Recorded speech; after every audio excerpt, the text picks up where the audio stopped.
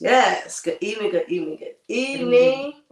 This is Let's Talk About It with April, each and every Tuesday, 7 p.m. Eastern Standard Time. I am on all platforms. I thank everybody for their support, their patience, their diligence, and their willingness. This evening, I'm super excited. I know somebody said, shit, because I do. I'm like so into this. I'm super excited. I get a lot of fellas, right? I get some points too, but I get a lot of guys. And it's refreshing to be able to sit down with a sister that I feel like it's kind of like, I don't know, I be vibing, so sometimes I can sound too deep, but right. I feel something, right? I'm gonna leave it at that. And so I appreciate having the opportunity to sit down with you. I'm gonna ask you to introduce yourself for those that may or may not know you. Okay, so for those who do and do not know me, I am Shavante Vonnie Hicks. I go by Vonnie as a nickname that was given to me by my mom and family. I'm also known as Dear Renee. I am the oldest of all of my siblings. I have, on my mom's side, I have two brothers. And on my dad's side, I have two sisters. And I was told that I got a little brother as well, but I never met him personally. So on both sides, I'm head honcho. Okay. So, and we're from Richmond, as far as my mom and my brothers. We're from Richmond. We also have family in Blackstone and also in Jersey. Okay. So the Blackstone family, is that a part of the family that you've been close to? Yes, those are my grandma's siblings. Okay. Her sisters and her brothers. Okay. What about the other side? There's some you got a lot of history with the other side? Well, not a lot, because those are aunties, uncles, and cousins and things of that nature down there. But we don't travel down there, so more so just stories or whatnot from my nana. Gotcha. Okay. So you the head honcho, you've been the leader, right? Okay. So you have how many on the father's side? Two that I know for sure. Got you. Okay. I have two sisters, two younger sisters that I know for sure, but I also was made aware about my little brother. But have I talked to him personally? No. Do I know anything about him? No. Okay. And so let's talk about. I always like to start with childhood, right? That's just important. Right. That's the foundation, right? And so you mentioned being the oldest. So growing up, were you always clearly you were always the oldest in the house, but how many of you guys were in the house at one time with both mom and dad? We was never, well, me personally, I was never in a home with my mom and my dad. Gotcha. It was always just me and my mom. Now my brothers, they had a period in life where their dad was in the house, but it wasn't like he wasn't like very consistent, because then they experienced a lot of domestic violence. So they had a lot of periods where they will get together and break up and then get together again and then part ways until she finally just went on and separated completely. So they had a small phase when they was younger experiencing that, but I doubt if they even remember that. Okay. And so how would you describe the dynamics of the home not having the experience with both parents being there? Is there anything significant that stood out that you felt like, okay, the situation was like this because there's not two parents, or things could be like that if there was two parents? No, and actually, this is a topic that I was actually discussing today with one of my childhood friends. I can honestly say that I have never had that process and thought that maybe if my dad was in the house, then things would not work out this way or things would not go that way. My mom, she was always gone, but she was never running the streets gone. She was always working. She was always making sure that we was provided for and taken care of. So I did not lack anything. So I understood, and I was very emotionally intelligent then too. So I understood that she do the things that she do because she had no choice to.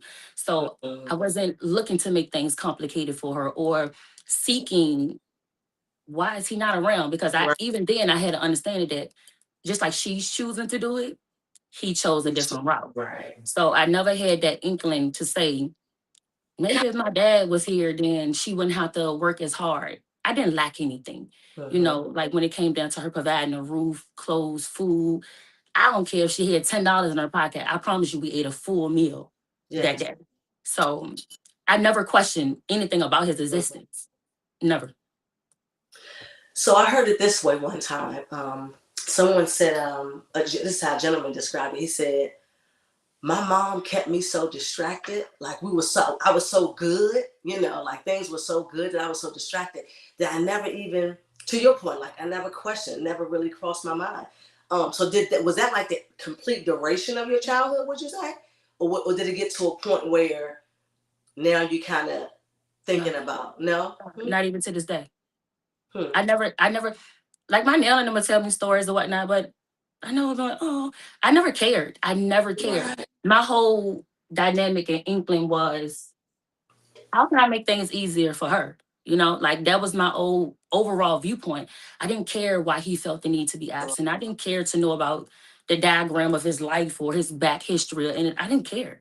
I didn't care. I was just like, okay, it was me and my mom. It was me and my mom before my brothers got there. And like I said, I didn't like anything. She didn't make me feel like maybe if a man was present. Mhm. And I can honestly say that did not cause any type of trauma on my end. Mhm. I didn't seek the attention from men. I didn't care to do certain things just for, hey, look at me. I didn't, that was never my process and thought. Never. That's She good. was That's very transparent. interesting. That's Right. good, yet very interesting. And so you mentioned about your emotional intelligence when you were younger. Mhm. So if you're able to, is there some things that you can recall that mom implanted in you or maybe taught or shown you that allowed you emotionally to mature as young as you say you were with your Right. emotional My mom, my mom was very transparent with me. intelligence? She gave me real raw. Like, and now that I used to be like, girl, why you so straight up with me? Like, I watched my friends' parents, like, they water everything down, and I'm just like, she didn't cut no. A spade was a spade to her. We're gonna call a spade, and it's like, listen, this is what I need you to do. This is what I don't want you to do because of how people, viewed her coming up. She had me at 14, so of course the pressure was on. Don't do this, don't do that, don't move this way, don't move that way, don't speak like this, don't act like this. Because why? I already done made a mistake. Right. You next in line. So they're expecting you to make a mistake. These are conversations that me and her had. Like they are expecting to make a mistake. And I'm like, how would they expect that? I don't get in trouble. I don't run the streets. I don't do this. But as I got older, yeah, I experienced a lot of those viewpoints as I'm like, I'm not doing anything. If anything, I was beating up the boys. I was a tomboy. I was playing football. I was playing basketball. The most rebelliousness I ever have gave her was she wanted me to be a girly girl and she probably come home from work and I'm on the top of the roof or I'm flipping out the tree or I'm clamming the wires. That was it. Like, and I didn't run away from home. I wasn't the one getting put out of school often. I didn't do any back talking. I was that child that if my mom said go left, I'm going left. I didn't know why, but I always trusted her judgment. I didn't have a reason to question it, So it's like my mom said, don't do that. I'm not doing it. I never cared to see what the other side looked like. I didn't. I never did. So it's just like, but what I can say, I was very emotionally intelligent, but my mom was emotionally withdrawn. And I say that to say, coming up, my mom never told me like, oh, I love you. Oh, congratulations, and so forth and so on. So I used to wonder, like, hold on now. But I was kind of like juggling a lot because you can say nothing to me. Like no one can say anything to me without her ready to run through whatever. Right. So she showed me, but it was just like she never told me. So I'm like, all right, mom, see you later. She like, all right. But if I was to make a phone call, trust me, Right. with the quickness, she there. And I stand back and she handle whatever. So it's like I knew, but I always juggled the certainty of it. Like, what's going on? Because Because I'm a it's female. almost like a sense of validation, right? Right. Because you So show it, but then the saying it is almost like validating what I've shown. yeah, I'm like, hold on. But then it's just like I grew numb to it after a while. Like I grew numb to it after a while. So I'm like, okay. But then I also sat back and processed too. I never heard my nana tell her that. So I'm like, okay, so this is a family thing. Like none of us say I love you and show real affection. And like I said, I was a tomboy growing up. So I was already like had a thick layer. I'm Right. like, I'm outside with the boys. They scared to tackle me, but I'm boofing them. I don't care. I don't care. Like it is. You can get it. You can get in here. What you gonna do? So I was that one. Like I wasn't too sensitive or anything like that. And I'm just like, is I'm disregarding her? You know. So it was like, hold on. Like is she feeding off of me or what? Hmm. But then I started looking at like none of us do. You know, Mhm. none of us did. So would you? So would you? And maybe this is just a right now moment Mhm. question. Would you call it emotional withdrawal, or would you call it lack of affection, or is it the Both, same difference to you? both. They one and the same. They one and the same because she was very withdrawn. She was not expressive. She Mhm. did. She was. I said withdrawn because yes, she did hold all of that in. My Mhm. mom was a journaler though. She would write. She would write nonstop. And I found a couple of books, so I knew how she felt. Mhm. But it's like, did she not know how to portray it to me? Mhm. Did she? When I say I started questioning because was I just so rough running with the boys, so Right. she didn't want to give She me didn't that fit girly in. girl version. So it was just like so. I was trying to make sure that I wasn't projecting on her as well. Mhm. So should I tone it down? Like, am I too rough? I'm right How out here doing old do you think? backflips How off of the old do you think you balcony. are at this time? Huh? How old do you think you are at that time? Oh, I mean, it was since I can remember. Like, Mhm. I was always as early as 5. Like, I remember my outfit at 6 Mhm. and how my teacher Miss Free, like my mom used to do all like girly girl hairstyles and dress me in pink, and I'm like, I like black. So then, even then, I knew like I like black. It's like okay, she Right. used to put me in pink. So I'm like, do she do these things and try to like thinking she gonna soften me up, or is she scared that I'm gonna transition into something else? Like, what is going on? Hmm. So I'm like, she was very particular though. She was very particular. Nobody can touch my clothes. Nobody can touch my hair. But I'm like, Hmm. I want to go play football. You know, I wanted to play football. I didn't care about no bobos. I didn't care about no lip gloss. I didn't care about none of that. Right. Right. I wanted to play football. So I used to wonder, like, am I not soft enough for her? Hmm. Because I got a basketball and a football, and she wanted to throw me on bobos. No, put my That's hand in a ponytail so fair. I can go do something real quick. So it was just like I didn't understand, but she did not help me understand from that aspect Right. either. So I'm like, as I got older, you know, and I watched her handle the household on her own, or you know when the boy's dad was actively in the home and chaos was going on, and like she was stern. My mom was very stern, Hmm. so she meant what she said what she mean. He was rebellious. I mean, he was rebellious Hmm. since I can remember. He was rebellious. So it was like they bumped heads a lot, but they was like you. It was weird. It's like they friends, they lovers. But then y'all look like enemies too. So it was just so Hmm. kind of like what are we doing? But what I can say, even when she was experiencing that in the household, she did always come to me. This is not normal. Don't think it is normal. Do not follow my footsteps. Do not allow a person to do this. Speak up. Say what's on your mind. She was asking how it affect me. You know, Hmm. like when this happened, what did it do for you? Like, are you scared of him? Are you scared of how I Hmm. react? And I'm just like, no, I wasn't scared. I knew I was jumping in. I don't care if a door was locked or not. We jumping in. Yeah. I really didn't care, but it was just like I knew it wasn't normal. And I Hmm. used to wonder, like, why she don't leave? Why she don't leave? And then it's like, okay, the boy's there. And I'm like, is she doing all this to keep the family together because of them? Hmm. So that was the things that I questioned, So it was like, okay. But she did make me aware that none of this is normal. None of it's normal. You shouldn't And I accept it. tell you, and I think that's what's making this more and more interesting for me because I'm hearing expressive mom, I'm hearing direct mom, right? I'm hearing forward thinking mom, right? I'm hearing considerate mom, mindful mom, preparation mom. I'm hearing all Right. of And see, and those are the things that she were. that. But at the same token, I can tell you all day long, this is not normal. But they But show you. I'm gonna still go ahead and do it. Mhm. So me per se, I have 3 girls. And I know it was done for a purpose. I'm not gonna tell my girls this is still normal and still proceed with the act. I'm not gonna tell my girls, hey, I don't want you to do this because of X, Y, and Z, but don't worry about what I'm doing. Do as I say, not as I do. That's not how we do. Mhm. I'm not gonna do anything that I don't want my girls to unconsciously follow my lead Right, because right. they trust my judgment. They trust me.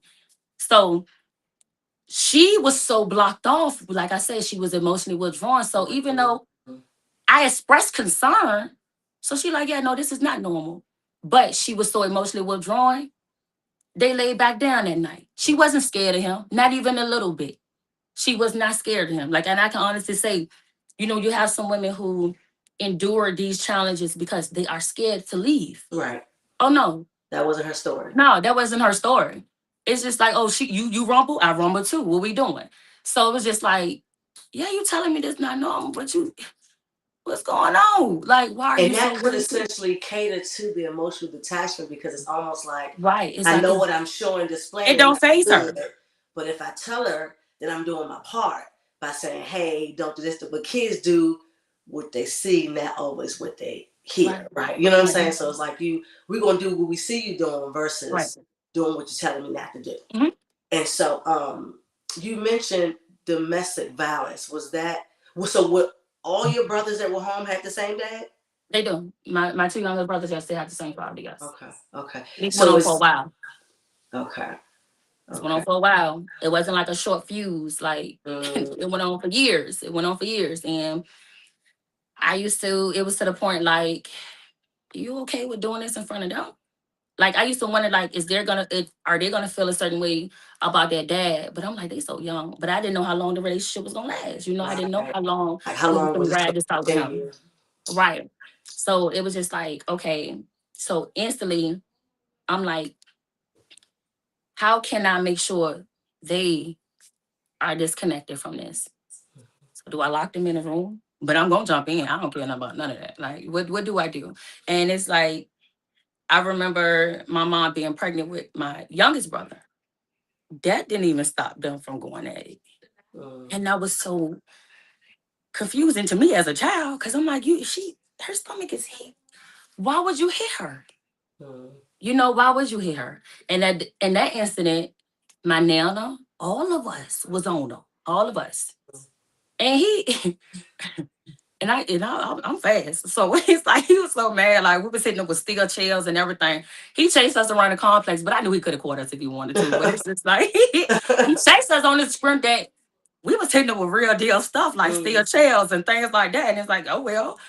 But he chased. I'm like, he could have caught me for it because he's fast too. But it's just more so like he respected it. He knew we was coming. But it was just like, this is not normal. It's not normal. And a lot of people's getting hurt behind it. So and that time they split up. And at this time we was living in Essex Village. We was living in Essex Village at the time. Okay. And once we left Essex Village, we moved to Jackson Ward. We went to Jackson. And what I can honestly say, no matter where we went, where we live, my in-home environment, my in-home experience was always top tier. And beyond, when I entered my door from school, it was like a different world. My house was always clean. We always had food ready. We always, we had responsibilities. We had chores, and it was the expectations. Anybody that know my mom, you can't even go to sleep with a spoon in her seat. She would wake up the whole house because we don't care who did it. She don't care who did it, and we knew to go ahead and get up and do it. And so I had that type of mom, but it was like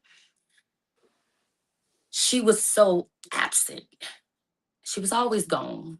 She was always gone. She was always at work, 16 hours, 18 hours, overtime. She picking up shifts. And it's just like, how can I make this easier for her? That's all I cared about, honestly. Like, in what way can I make this easier for her? So I learned how to do my own hair. I learned how to do my own hair because I'm like, okay, because is she working like that? Because I'm a girl. She got to get my hair done. She got to do this. She got to do that. So learn how to do my own hair. So I'm like, I guess one thing she don't have to worry about, because I can do hers, I can do mine. We can alternate. Then it's just like, well, if I'm doing my own hair, why you always at work still? So I'm like, is it the boys? Like, so it's almost like you were looking for opportunity to make things better or easier, but it didn't seem like it really compensated. It did not. Or got you more time. It did not. It did not. Like, I can honestly say, like, I can't remember a ceremony that my mom had time to show up at. None. And it's like I said, emotionally intelligent I was at that age, so I never resented her for it. I never did. Like, I never said, oh, you wasn't here, you didn't do this. I know Because you exactly what she was understand at. what she I was know doing, exactly where she my was mom doing was it at. Like, for. I know if I call, I know exactly. I don't care if she can't answer her cell phone. I know what building to call, she gonna be there. So it's not like she wasn't, unreachable. Like I can contact her whenever, however. She gonna stop and she gonna answer and she gonna put whoever on pause to see if we okay. But she didn't understand the pressure and the weight that she put on me either. Because when you always away, I have two siblings that I must attend to. And and I was very responsible even as a young girl. So I'm like, she trusted my judgment. She knew that I'm not gonna have him and say anything. I'm gonna do exactly what she said, how she said do it. And that's just how we rocked out. But even still, I'm still trying to figure out ways. How can I get her in this house more? Like, because when she come home, she exhausted because she'd already cooked before she left. So we had meals. I just had to warm them up and prepare and whatnot. So I'm like, how can I get her to stay within the home as much as possible? So when given the opportunity with the workers permit, when they first came out, I'm like, perfect. I'm gonna go to work. Like, I'm going to work because if I'm working, I don't mind giving her my whole check. Like, I don't mind. Like, if I'm working, either if she's not gonna accept it, at least I can help her with my brothers and myself. So maybe she'll be at home more then. And so I worked. I worked over the summer, and I remember then, like, you couldn't tell me nothing because my check was $262 every week. So I'm like, you cannot tell me nothing. Like, what? Here you go. Oh, she was pissed. Cause I'm like, yeah. Oh, here you go. She like, no. So I'm like, huh? Her? Like what? I'm helping. Like, here you go. She's like, no, you keep it. You do what you need to do for you. Like, you keep it or save it. But I'm like, the reason why I did this is because trying to help. Work with me now, like work with me. And she did not like it. And what I did not know was, and a lot of people don't know, me being proactive at such an early age, getting that works permit, working, thinking I'm helping. She resented me for that. I never knew that. But I did realize and recognize as I got older the transition as to, like I said, she was always mostly, you know, unavailable, put it like that. And I'm like, as I got older, she was so short fused with me. And I'm like, what if I'm doing what you say to do, right? If I'm doing what you say to do, if I'm not getting in trouble in school, if what? What is the issue? I could never figure it out. What did you ever assume it was? Did you ever have assumptions like, could it be this? Is it because of that? You never had any. No, I didn't know what to pinpoint.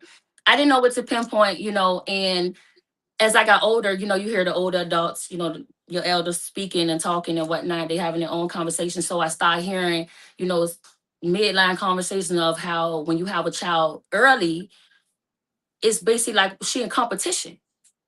So I'm like, did I knock her off her pivot? Like, do you think I'm competing with you? So I was more like, what do I do? What do I do? Like, cause I like to work. I dance. Like I'm good at dancing. And where I was working at, it was more like a theater. So I was helping with choreographies and things like that. So I actually love going. So I'm like, but that was not my motive. That was not my purpose of getting it. Like, I didn't try to outshine you. I didn't try to outdo you. I didn't try to say, hey, I know you had a child at an early age and you branched off at an early age, but I can probably trump that.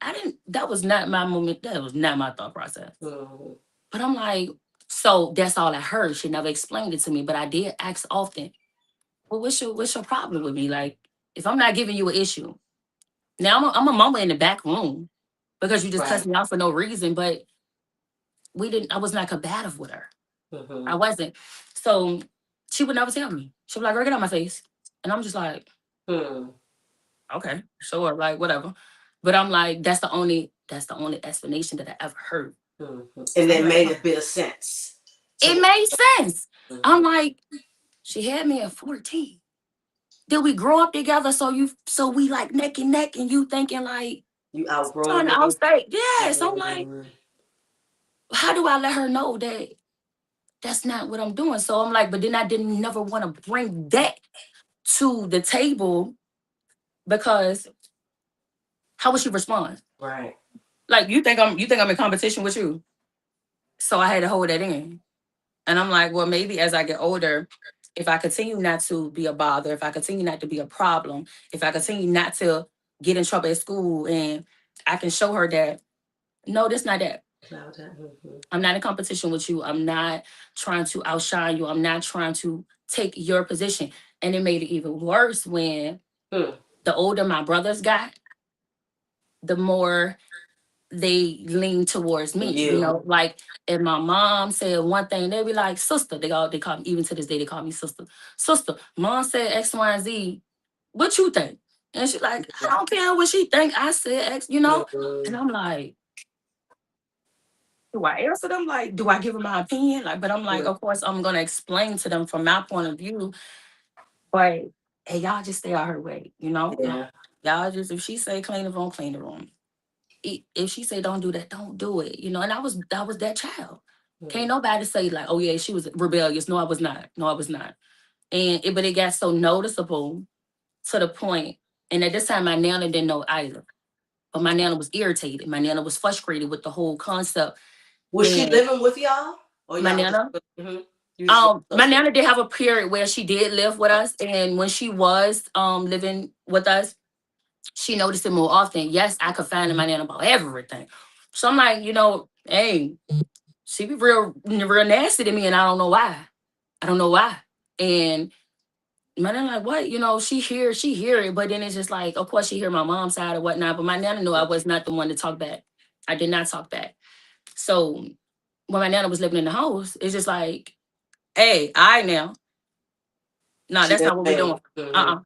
That's not what we're doing. Cause what is your issue? And my mom would never tell her either. So as time go by now, I'm in high school, so I'm in high school and I get, to my latter years and we ready to wrap this thing up. And then I end up pregnant. So, and I didn't know, my mom was taking me to my appointment. Of course I was active. She was taking me to my appointments and making sure I had my contraceptives and things like that, birth control and whatnot. But she was taking me to my appointments. She was on schedule with it. So I had to follow her lead with it, even though I was in the latter years of my, senior year. I'm in senior year. So was it a part of my plan? No, because birth control was my plan. So Right.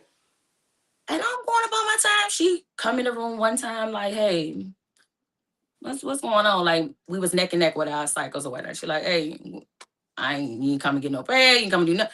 And I'm like, well, I got my own, like I'm working, I'm still working. I'm like, I got my own. I didn't run out. So I'm like, no, currently at that moment when she asked me, I was actively on. And I had a weird cycle. So it was like 1 minute it was light, 1 minute it was heavy, 1 minute it was confused. And I'm just like, yeah, whatever.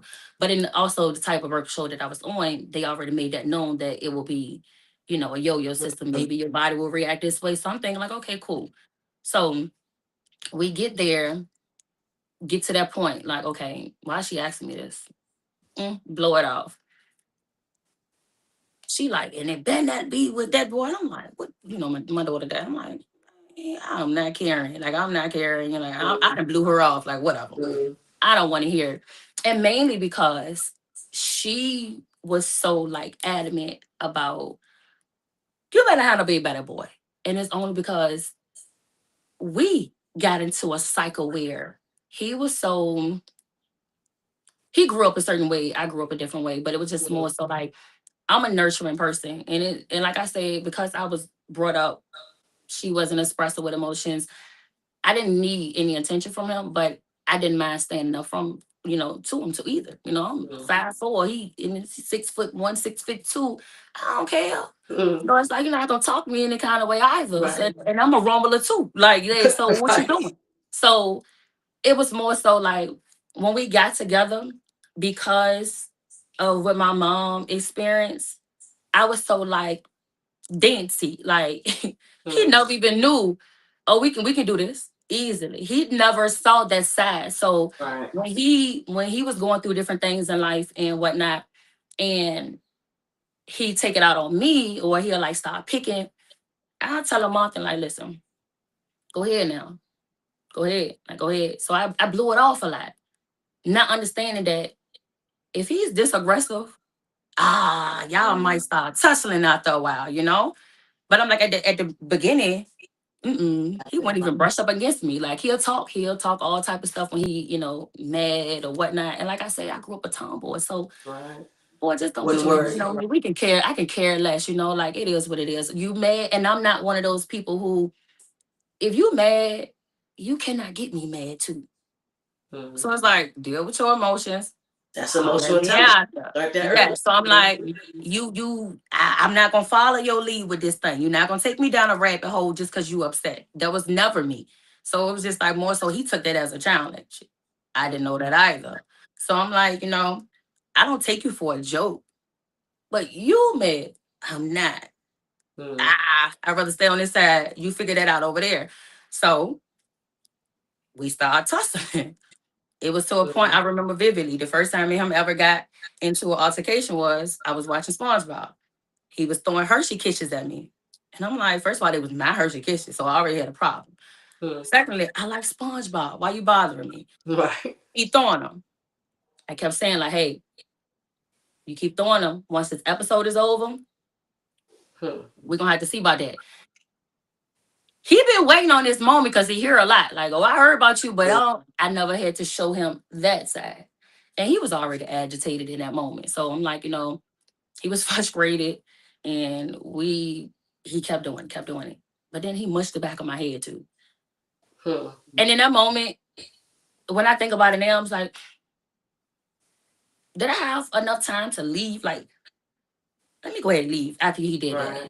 But reactive wise, impulsively, when he did that, I struck. I striked him. That's just what it was. So we got to tussling. I leave.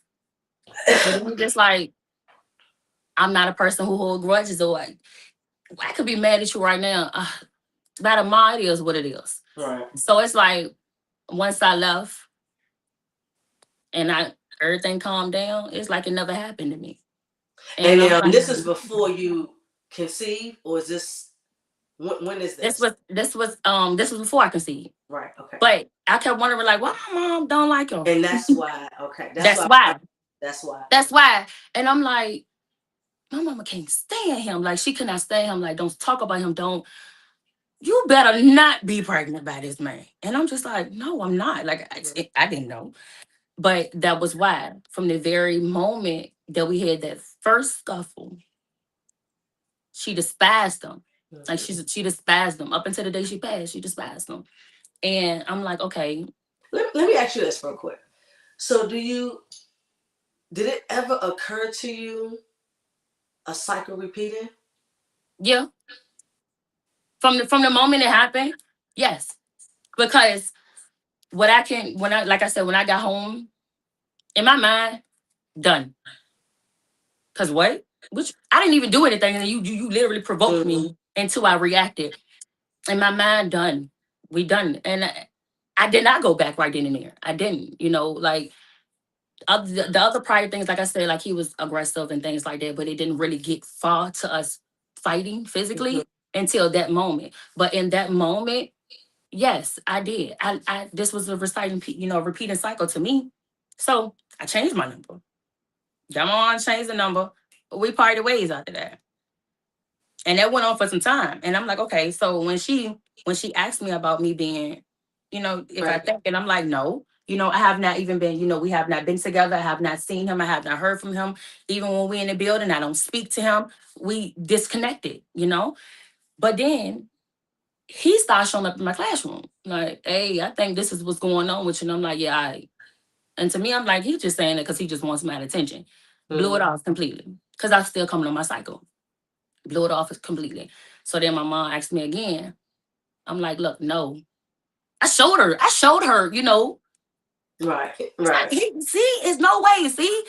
She just like, this, I'm not understanding because obviously she can feel it. But it's just like, yeah, go ahead. Because now I think you're picking.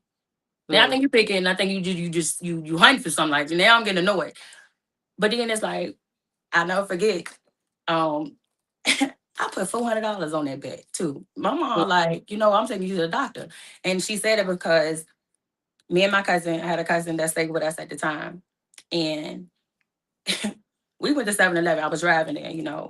We went to 7-Eleven, we got hot dogs, and we laughing, we tripping.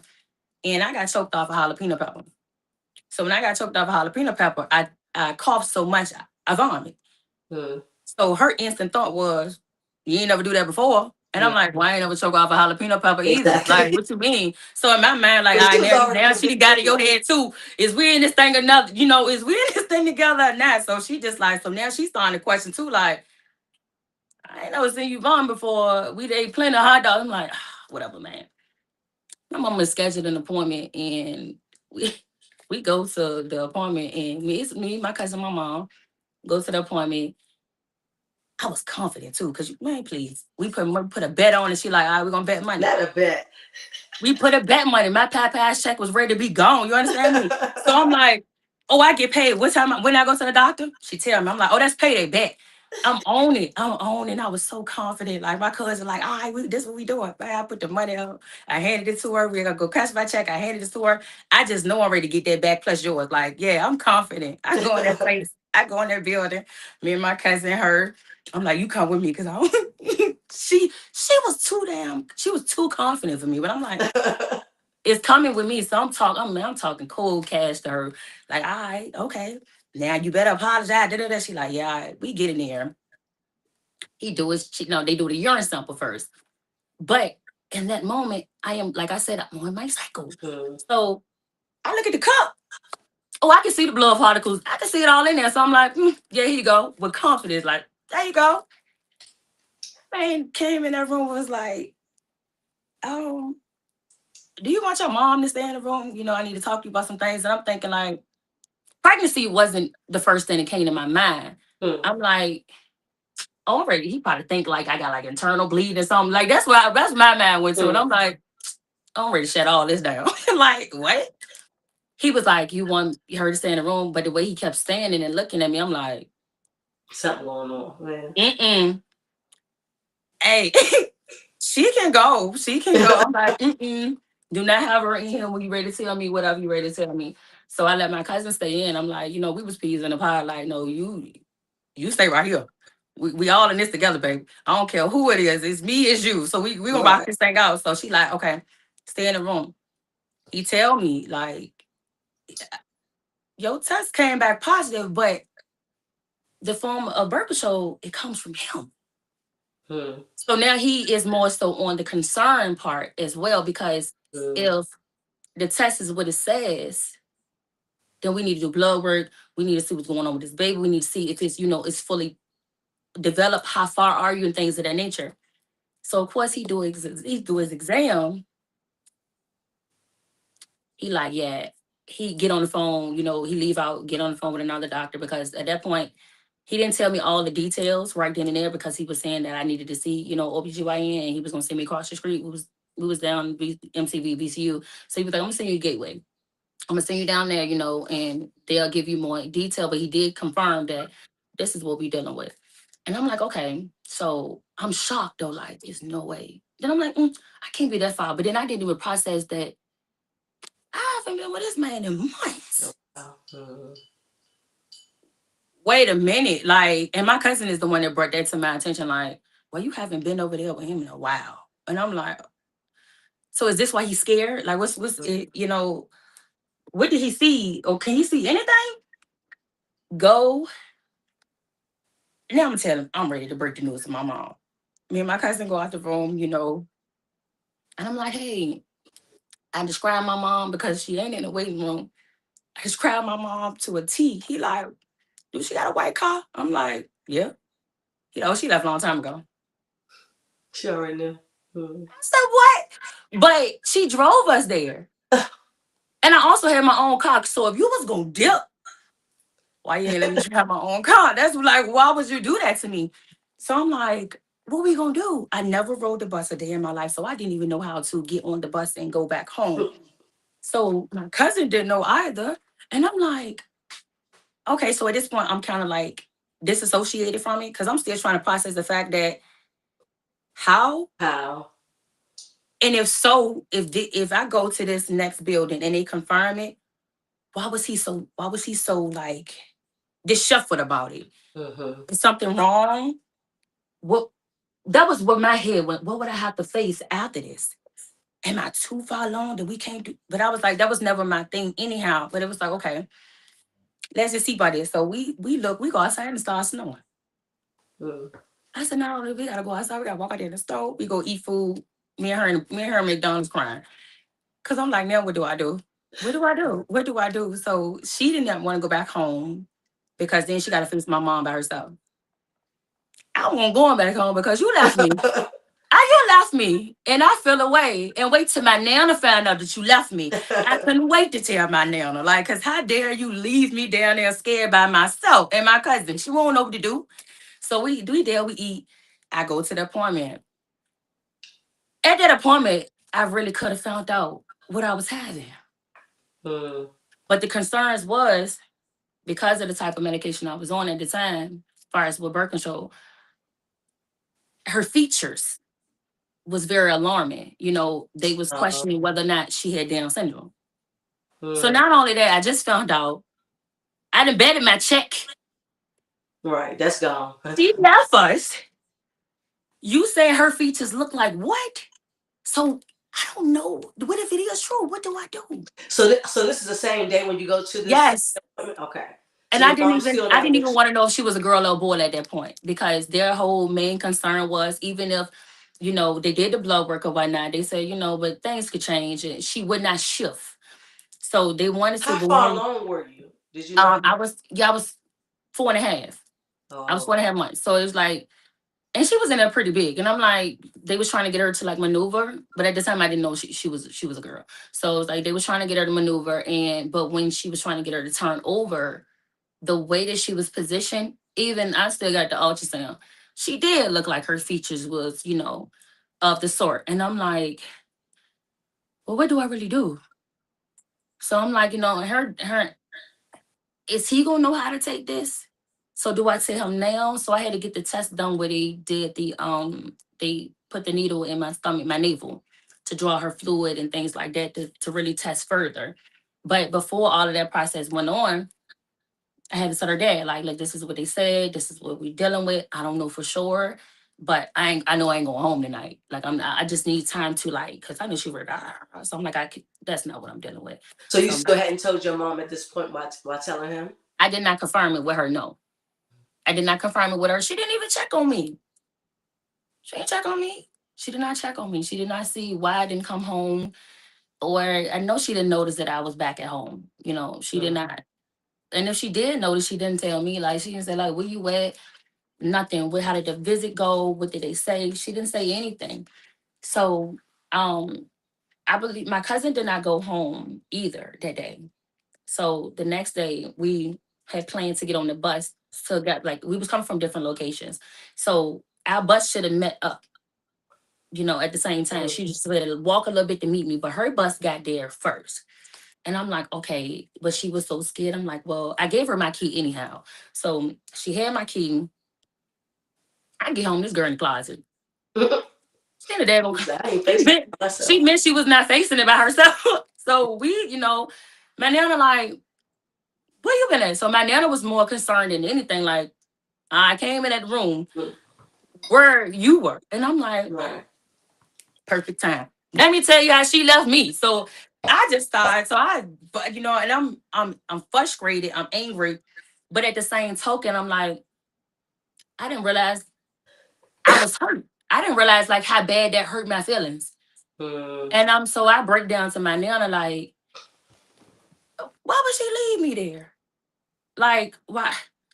Coach me, tell me something. You know, it's not like I was just reckless. You was responsible for my appointments. You took me, I went, I did as you said. I did. I didn't even. So why would you fully blame me? Mm. And I'm like, so when my mom came home, my nana, they got into it. They got into it real bad because my nana, like, at the end of the day, how dare you leave her? Nobody left you. Nobody left you. You was much younger. No one left you.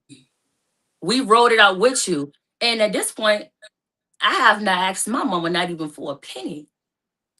I'm like, yes, I live under your roof, but you don't take care of me. Mm. And I pay you money to stay here. I got my own car, putting gas in my own car, and I'm going to school. I ain't missing out a beat. And I'm like, so why would you do this to me? She never answered. She never answered. Never. Hmm. Never. But I knew she was upset. So her and my nana, like I said, they had words. It was a whole blow up. Okay, now my baby come. She come. Now you can't get the lady out of her face. I'm like, nah. How the baby look at this point? Because you always got her, but she was so Right. angry at me. Like, so I'm like, okay. So I adore that for her. So like what I can say is the emotion that she did not show me Grandbaby got it. wholeheartedly, like without a doubt. Without a doubt. So it was So like, let's back up because I want to. I'm putting together. mhm, Right. So your brother's dad eventually, their relationship eventually dissolves. yes. You're still in school during this time. Hmm. So you're just trying to contribute, right? You're just trying to make things easy, light Absolutely. the Right. load. You then realize, not fully, but just in passing and hearing people say different things, that okay, my mom feels like I'm possibly feels like I'm in competition with her. Right. Right. Right. And so now there's a bit of possible resentment going on, Hmm. as you're just simply trying to lighten the load and be responsible That's and it. be the young lady that she sounds That's like it. she raised you to be. She raised me, and I was like, what? Am I a mimic of her? Like, do I remind her? Do I remind her so? Do I remind her so much of herself? So is she afraid that I will make mistakes that she cannot correct, I or do she promise feel you. like she got to go into overload, Mama Bear? And I'm like, That's what I I was. was okay with her for a while, although a lot of nights I did cry, and she never knew. I was okay with it because in my mind, even before all of this unraveled, she always told me, listen, I did X, Y, and Z. Don't you dare do it. Because the expectations of you is to mess up like I did. But she don't consider it a mess up because even then, she branched out on her own early too. But I'm like, before she was at an age where she can do so, my nana was responsible for me. Mm-hmm. So she was like, she didn't want anybody to have that up on me Mm-hmm. ever. She never wanted them to be able to say, oh, look what her daughter did. She following her mom footsteps. And I did. Like I said, I did have a few relatives that when they found out that I was with child and they, what you gonna do? What you gonna do? You know, you acting like your mom, this, that, and third. And I'm just like, well, I never understood what that meant either because the Mm-hmm. mom that I knew handled business. The mom that I knew didn't lack anything. I mean, emotionally, yes, but you couldn't tell me she couldn't sell salt to a snail, water to a whale. That's the mom that I knew, the provider, the protector. She wasn't much of a nurturer, but she oversaw all of this. So what do that statement really mean? And I pondered on that a long time too. But when they did say that statement, mm, this is what she was afraid of. You know, this is That's what I what was saying. It sounded like it was fear. it was fear. So she Mm-hmm. projected her fear onto me. Exactly. So I'm Mm-hmm. like, okay, this is where she was trying to shelter me and protect me from. But me per se, I never cared what nobody said, even as a youngin'. So I'm like, But it also didn't sound like it was about you. It sounded like it was really more so about her right, and her experience right. and And being I'm like, afraid of you walking the same path she did. right. Yeah. More so protective over how they will view me. Mm-hmm. And I'm Mm-hmm. like, okay, but that's the protective side of her. That's the side that I always knew. So I understood it. I understood it. But I'm like, Ma, they see that I hold my own. But she was like, the expectations of you from others is to fall, is to fail. Mm-hmm. And you bringing her into this, you just up the score. Mm-hmm. And I'm like, to her, I'm like, I don't care about no score. This mine. Yeah, but it sounded like it was a constant projection, Right. which And I'm kept like, her she seeing never her really in told you me in versus depth. seeing you and who she Right. raised.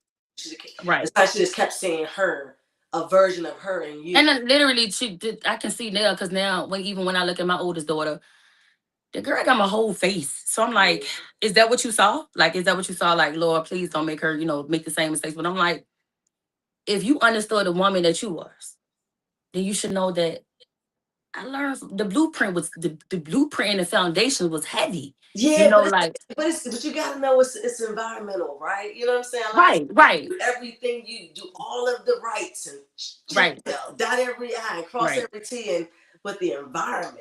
You know what right, I'm saying? Like sometimes you're just afraid of what the environment, the right. part the environment's gonna play on my child. Absolutely, yeah. So I'm like, like I said, I never fought her. I never fought her. So I'm like, okay. But in my mind, child, I don't care what these people got to say. Cause me growing up as a tomboy, what we doing? Cause now that you feel that way, I'm gonna show you something. What we doing? Mm-hmm. So I took it like, no. And I didn't mind being like her. But Mm-hmm. I understood the projection of her at an early age and having to work so hard. She figured, don't do the same thing.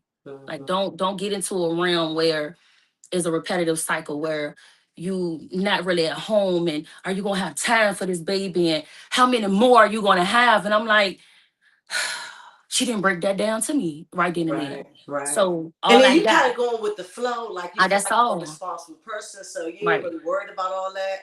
And I'm but not. she sounds like she might have been very much worried about all of that. Very much. Very Like I much. had one, then I had two, and are you gonna have one? And you gonna have, and so it sounded like it was a whole lot of Right. And I'm like, that. listen, and me, I'm just like, look, all I know is you ain't got you don't have to do nothing for mine.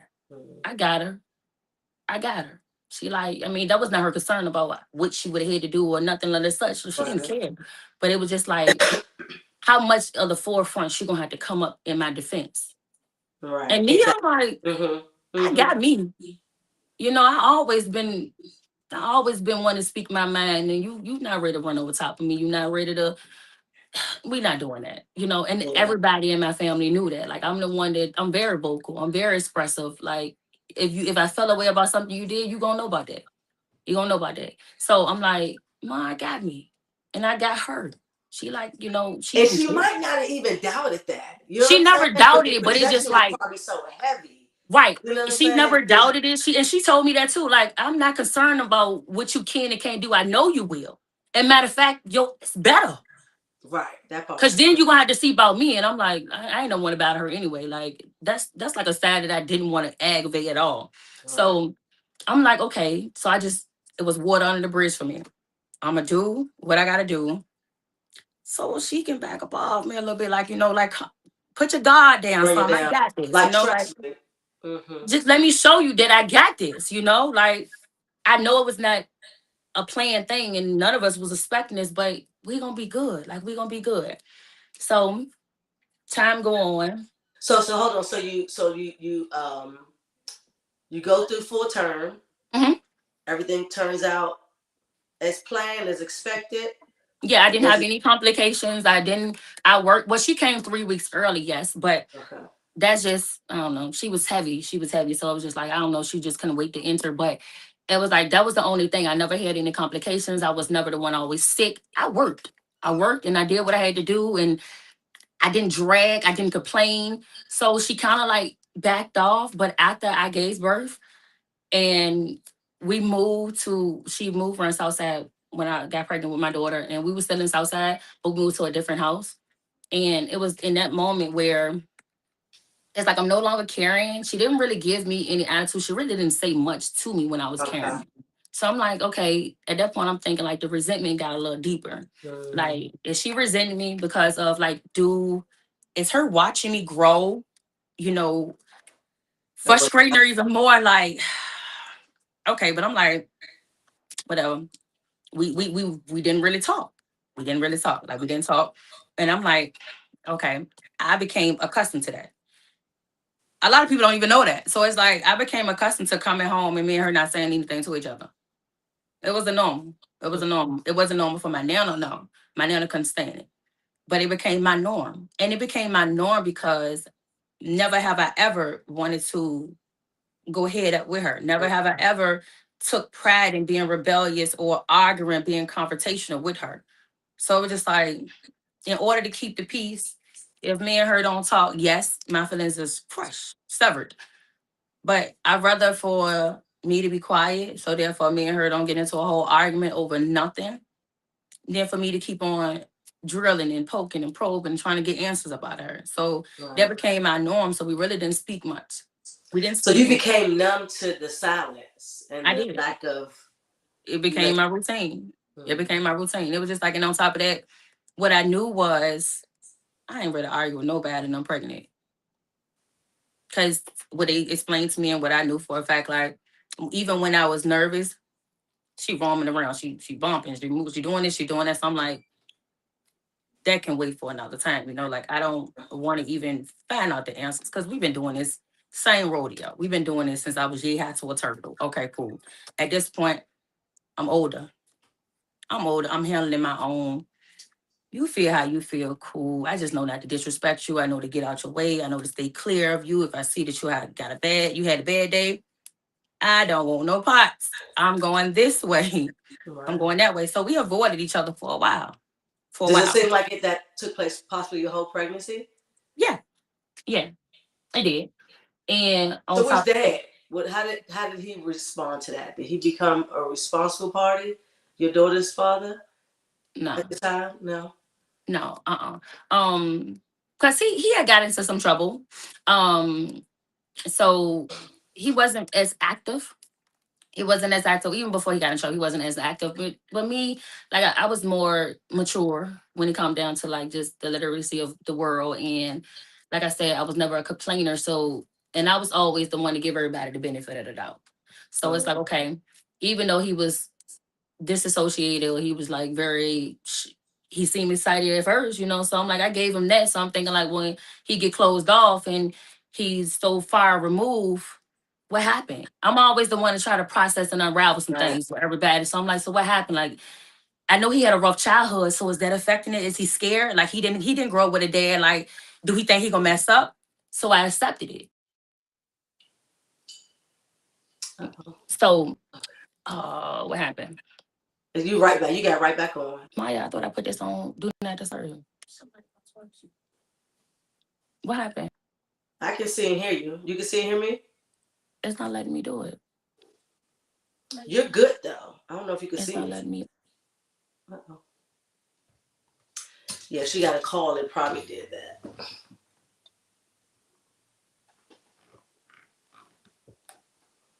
Am I? I don't even know. Accept. When you can see me. Okay. Oh, I don't know Yeah. what happened, and the phone is on do not disturb. It's I don't know, but I actually was able to see you and hear you. Somehow you couldn't see and hear me. oh, so Yeah, yeah, it so it never really went out. I mean, it kind of like flickered, but then for some reason because you your couldn't see and screen hear went me. like it did at first before we got on, so it was like, okay, is we dealing with that Oh again? yeah, But that was weird because I kept trying to say like you're good, but oh, so I'm couldn't. like, okay, so I'm trying to process like, okay, is he just getting cold feet with it all? So so I didn't put a So lot of y'all pressure never on him. really reconciled y'all relationship. No, not right then and there because at this point I didn't care about what you.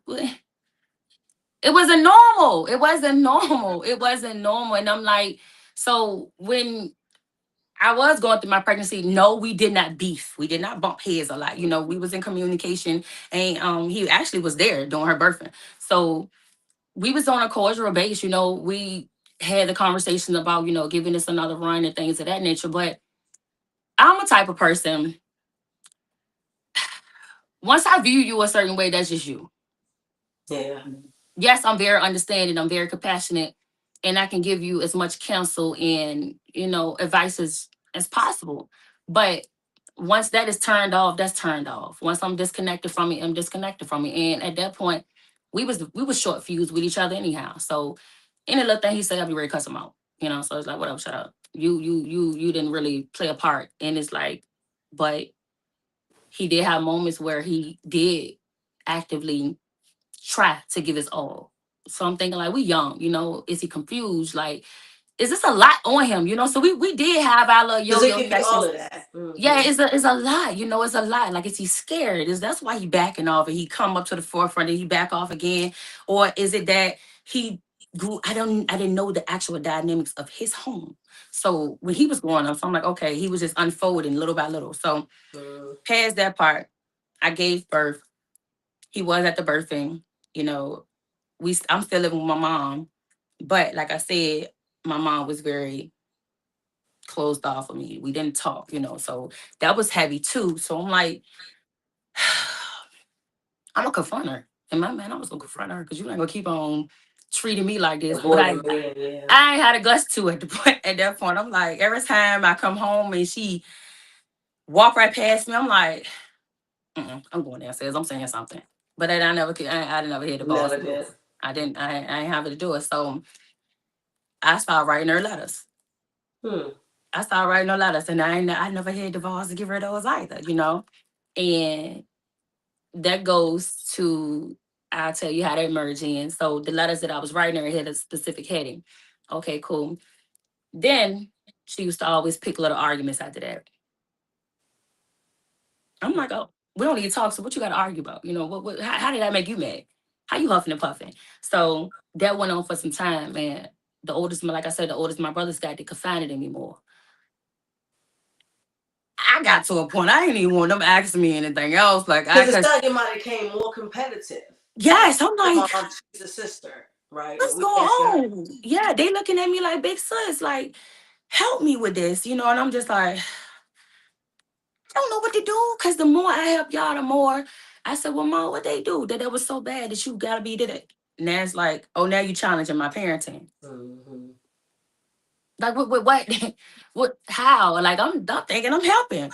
So we bumped heads so much, and it was to a point where I'm paying her, I'm giving her money for rent, household supplies, and so forth and so on. But what are you talking? So I felt like a roommate. I feel like a stranger. I don't have anybody to confine in because, in our family, we're not really close like that, like, so everybody have their immediate families and whatnot. So, we celebrate with our immediates and sometimes we merge in, but it's not a definite thing. And I was always at work. It came across as if though, like, they viewed me a certain way. And I never knew that either. I never knew why I got disclosed from certain events and things of that nature. And I really didn't care to ask. To be honest, I didn't care to ask because I had stuff to do. I got my baby. I got myself. My mom don't even talk to me. I don't even know if the daggone lady like me for real, but I respect her wholeheartedly. Mm-hmm. But I'm like, y'all don't even know what I go through on a daily to even sit here and think that I think I'm better than anybody, or I don't like anybody, or I don't want to be around. I'm trying to figure out what's going on up under this roof. But no, I didn't tell anybody because I was brought up. What goes in this house, stay in this house. Mm-hmm. But somebody better intervene because I don't know what's going on. So it got to a point where she started being argumentative for no reason. Nothing I did was right. Nothing I said was right. I'm like, okay. So I took it upon myself to go apply for apartments. I got accepted. I was still scared to leave home. Because in my mind, she became dependent on the income that I was bringing in. Mm-hmm. So even though I furnished my whole place, my room was furnished, my oldest daughter room was furnished. I'm like, the whole house was furnished. I wasn't even staying at home. Because if I leave, what would this do for her? Like, she factored my money into her monthly expenses. Mm-hmm. So even then, with her putting me on the outskirt, I still always had that deep down that if I leave, then what? Because that's a codependency as well. Right. It's just like and it's like with me, you don't say much, but I personally see right through all of that. Mm-hmm. You don't say much and you bow to me, but it's just like, do you want me to step up? Like, should I open the conversation? But then I never wanted to open the conversation because am I offending you? Like, am I challenging you? What we merge in the middle at? So even though I had my place, my nana didn't. I didn't even tell my nana because my nana her was peas in a pod too. My nana tell her everything. She tell my nana everything. So I'm like, in my mind, we bumping heads and it's time for me to go. I would rather leave than to keep staying here and feel like I'm unwanted. I'm unwanted. Like, you don't want me here for real. So I'm like, she never told me that though. She never told me that. That's just how I felt. She never said like, oh, I don't want you here. And you were just left to assume because of the sound. I was left to assume because just like I'm coming home, I could be excited for something and she's just like, oh yeah. And I just be like, okay, whatever. All right, mom, have a good day. I'm going upstairs. Like, and it was just like, well, let me start talking to my little brothers. They don't know what's going on, but I used to tell them everything. Like, my oldest don't know what's going on, but I'm like, I was excited, so let me vent to somebody because she don't want to hear it. And I'm like, okay, cool. So we get to that, she got her significant other, whatnot, and they had their moments, but it wasn't like the domestic situation. Yeah, they fuss, they fight, and things like that, but it was more so re-triggering to me. Cause even when they get into the heated arguments or whatnot, what will happen next? Like, is he gonna Right. swing? Is she gonna swing? Is she gonna who gonna trigger who? Right. But I can honestly say that it wasn't like that. It wasn't like that with them. So, but it was Did you very. did you feel because you moved out, but you're still very much home at At this that time? point, I did not move out yet. At that point, Okay. no. Okay. So my mom didn't even know. And like I said, I had that place for about 6 months, but I Right. still was paying her money. I was paying her money and I was paying my rent there too. But I was scared to tell her that I can leave. Right. So it wasn't until my daughter's birthday and we was having a birthday party at her house in her backyard because, like I said, she didn't know I had my own spot. So no, I paid her monthly fees and things like that for the rent and for the household supplies and so forth and so on. And I was working two jobs. So with the first check, I gave her what she required. The second check, I paid my rent, and I only had enough for gas, miscellaneous things, and to cover like the moon bounces and things of that nature for my daughter party. Mm-hmm. My mom requested more money, so I'm like, no, that's the time that I honestly had to tell her no. Okay. Like, and I never had a moment where I had to tell her no. So I had to like literally double down on that. Like, nah, mom, not this time. I just don't have it to spare. Oh, she cussed me out. She cussed me out, and she was like, "Well," I was like, I had to do her party. I had to this expense, that expense, and she's just like, "Listen, nobody told you to have a child at an early age." And I'm like, Mm-hmm. "Hold on, wait a minute." Because now what I knew from that moment, I never challenged you at all. But now we talk about what's mine. Mm-hmm. So if I never felt comfortable enough with speaking up, Now you. because now you making me feel as if though, what's your issue? Don't put her into this. This is me and you, and I gave you what you require. And to be honest, between she didn't know, but I was giving you more because I had my own living going on here, and I really could have just went home. But I was afraid to even be honest with you and tell you that that's what I done. Because do you think that I went behind your Oh back? yeah. Mm-hmm. Yeah. So how would you react? So I'm like, Yeah. okay. I'm telling her like, listen, I gave you what you asked for as a requirement my monthly expenses. Anything other than I'm not obligated to give you. Mm-hmm. So I'm like, no, my daughter' birthday was my priority after I already done paid my expenses, my bills, and so forth and so on. I have that right. She like, well, you had the child at early age. Nobody told you that. So if you couldn't juggle, I said, no, I can juggle very well. I just couldn't give you no extra. We went on the whole thing, and I was like, listen, mom, I gotta get her dressed. Can we not do this right now? Even if you want to have this conversation, Because this is the actually guests, the day of the party. it's the day of the party and it's ready to start. We got guests coming. So I'm like, listen, I don't want to do this. I don't want to do this.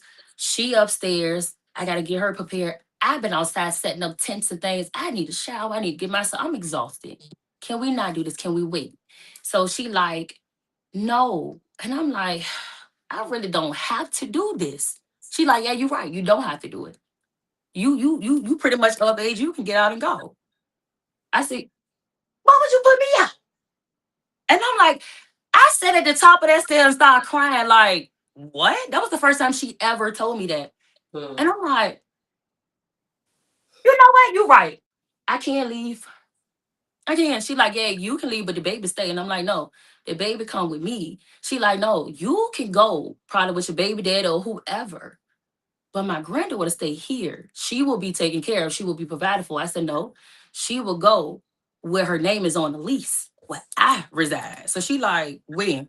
Where? Show it. But at that time, I already had told my nana, but I told my nana close time to this. My nana didn't know. I did it behind my nana back too. So my nana in the living room, my nana like, she like, Mom, you knew about this? She like, well, I just found out. I didn't know anything about this, but it is true. I showed it to her. She really do have her own apartment that's fully furnished, and I don't even know why she was still here. Mm-hmm. So it was like, I even felt bad for it coming out like The way that it in did. that moment. So I couldn't even fully focus at the birthday party because I'm like, in my mind, did I just disrespect her? Because that's something Like, you pride yourself on not doing. right. So it's just like, did I disrespect? I couldn't even focus. I couldn't focus. But I knew I was going home that night. Enough was enough. So I did go home. And she like, oh, you can't take none of the stuff like the bed and things like that. I'm like, well, I already knew, this is what she was gonna do. So I already furnished my house. So I'm like, that's okay, mom. I just need my clothes and we're gonna go and stay there. She was still like in disbelief that I did it. And I'm like, Mm-hmm. for years, I'm like, man, there's no way. I ain't disrespect. I know I didn't. I replayed the scenario over and over and over again. I'm like, I didn't disrespect her. You feel like But it probably was triggering resentment, you from knowing how her, she responded to me, knowing that you moved out? did I resent her or did she resent me? No, her resentment. Did it seem triggering to her? Yeah, it was. Cause she was confident and like, yeah, you can go, she can stay. And I'm like, no, I go, she go, she mine. Mm-hmm. And she just like, no. And even after my nana confirmed that no, this is true, this is how it is, she was still in disbelief. She thought we were staying with her dad. She had to come to the house physically Mm-hmm. to see for herself, like, wait, let me see the lease, what's going on, how? And I'm like, yeah, it's mine. So you move out. I move out and we Are don't you really gone talk. for a while, or did you kind of still I come? never went back home. Mm-hmm. When I moved out the first time, I never doubled back home. But I'm like, I didn't need to. Like, I made sure me and her was good. I went back to school. I went to school and we didn't talk. Like, Mary didn't talk. Even if I called her, she wouldn't answer for me. I talked to the boys. I make sure my brothers was good. I'll, drop little stuff all about the house or whatnot, like thinking that I don't get, I was doing my part, like not even thinking that I was doing my part, I was doing my part, like and beyond my part because whether you talk to me or not, they're my brothers, Yeah. and it is what it is. I used to even leave money still. Like if I picked up extra shifts and whatnot, and I had a little extra, I still left money. Cause I'm like, you may be mad at me, but I'm not mad at you. Right. I'm really waiting on this thing to blow over. Like I'm really, it's tiring. Like I've been dealing with this since I was year to a turtle. It's tiring. Can we just do something different for a change? So I'm like, okay, cool. So I did get to a point in life where I started to fill up my time. Mm-hmm. And I'm like, I went to school, go to school. I'm working overnight. I got my baby. I was very occupied. Like I How had much time you think went by between you having a moment where y'all kind of had a conversation? probably like, probably like 2 years that we had a full conversation. Did you initiate that, or did she? I did. I did initiate it because it was to the point that she had my daughter a lot. She had my daughter a lot, but she wouldn't say much to me. But I'm not, I don't believe in keeping relationships from one another. Like my baby had Right. nothing to do with that. And she will, text and, can you bring her here, so forth and so on. And I'm like I said, I'm in school, I'm working. My nana, even though my nana's happened too, it helped, So I'm like, you know what? Sure. I'll bring her back. We didn't have much to say to each other, and I was just waiting for that phase to be over. So I finally got tired of it. And I asked her, like, I never disrespect you. I never, I don't challenge you, I don't challenge you in what's your issue? Like, I'm like, did I do anything that I'm not aware of? Mm-hmm. Like, even from as a child, like, did I do anything to you that I just cannot remember that I'm not aware of? What's going on? And she told me. She told me that I did not give her the proper opportunity to spoil me as a girl. It's like I snatched that away from her. Like as a little girl, she always looked at me as like her little pride and like a doll baby. And I'm like, so at what point, did you really dig into that emotion? Like when did I snatch it away from you? When I started working. I'm like, so because I did all this to help you, you resented me. And you never told me that was why. So it's almost like I want, and you correct me if I'm wrong, Mhm. but it's what I'm hearing is that I wanted more time for you to be my baby, and you wanted to grow up too soon. She felt like I grew up too fast. And I'm like, to me, growing up fast has been a hot tail. You Mm-hmm. here, you there, you doing this, you doing that, you rebel, but then Because that's when typically I most people's parents' issues is right, that they right you is that didn't the little have that girl grow up issue. too fast. You Mm-hmm. didn't have that issue though. And I'm like, so that was the moment that I snatched it away from you. So I asked her, since we talking, have you ever considered how I felt not having you actively present? Did you ever consider how I felt going taking all of these measures, even as a young pub, to make sure that you can be at home actively and effectively with me and my brothers? Have you ever considered that? And she like, honestly, no. All she knew was they're gonna need, and before I allow myself or my kids to seek this from anybody else, I'm gonna make sure I provide. That's all she knew. And I recognized, like, okay. She like, well, let me ask you this.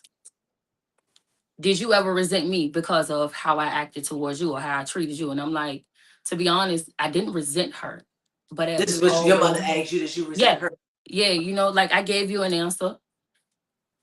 From your viewpoint, how did you view me? Like, do you think I was a terrible mom? Like, do you think that I was reckless? Like, how did you perceive me? And I'm like, no, you did a dang good job, to be honest. But these are the things that you didn't understand how you hurt me.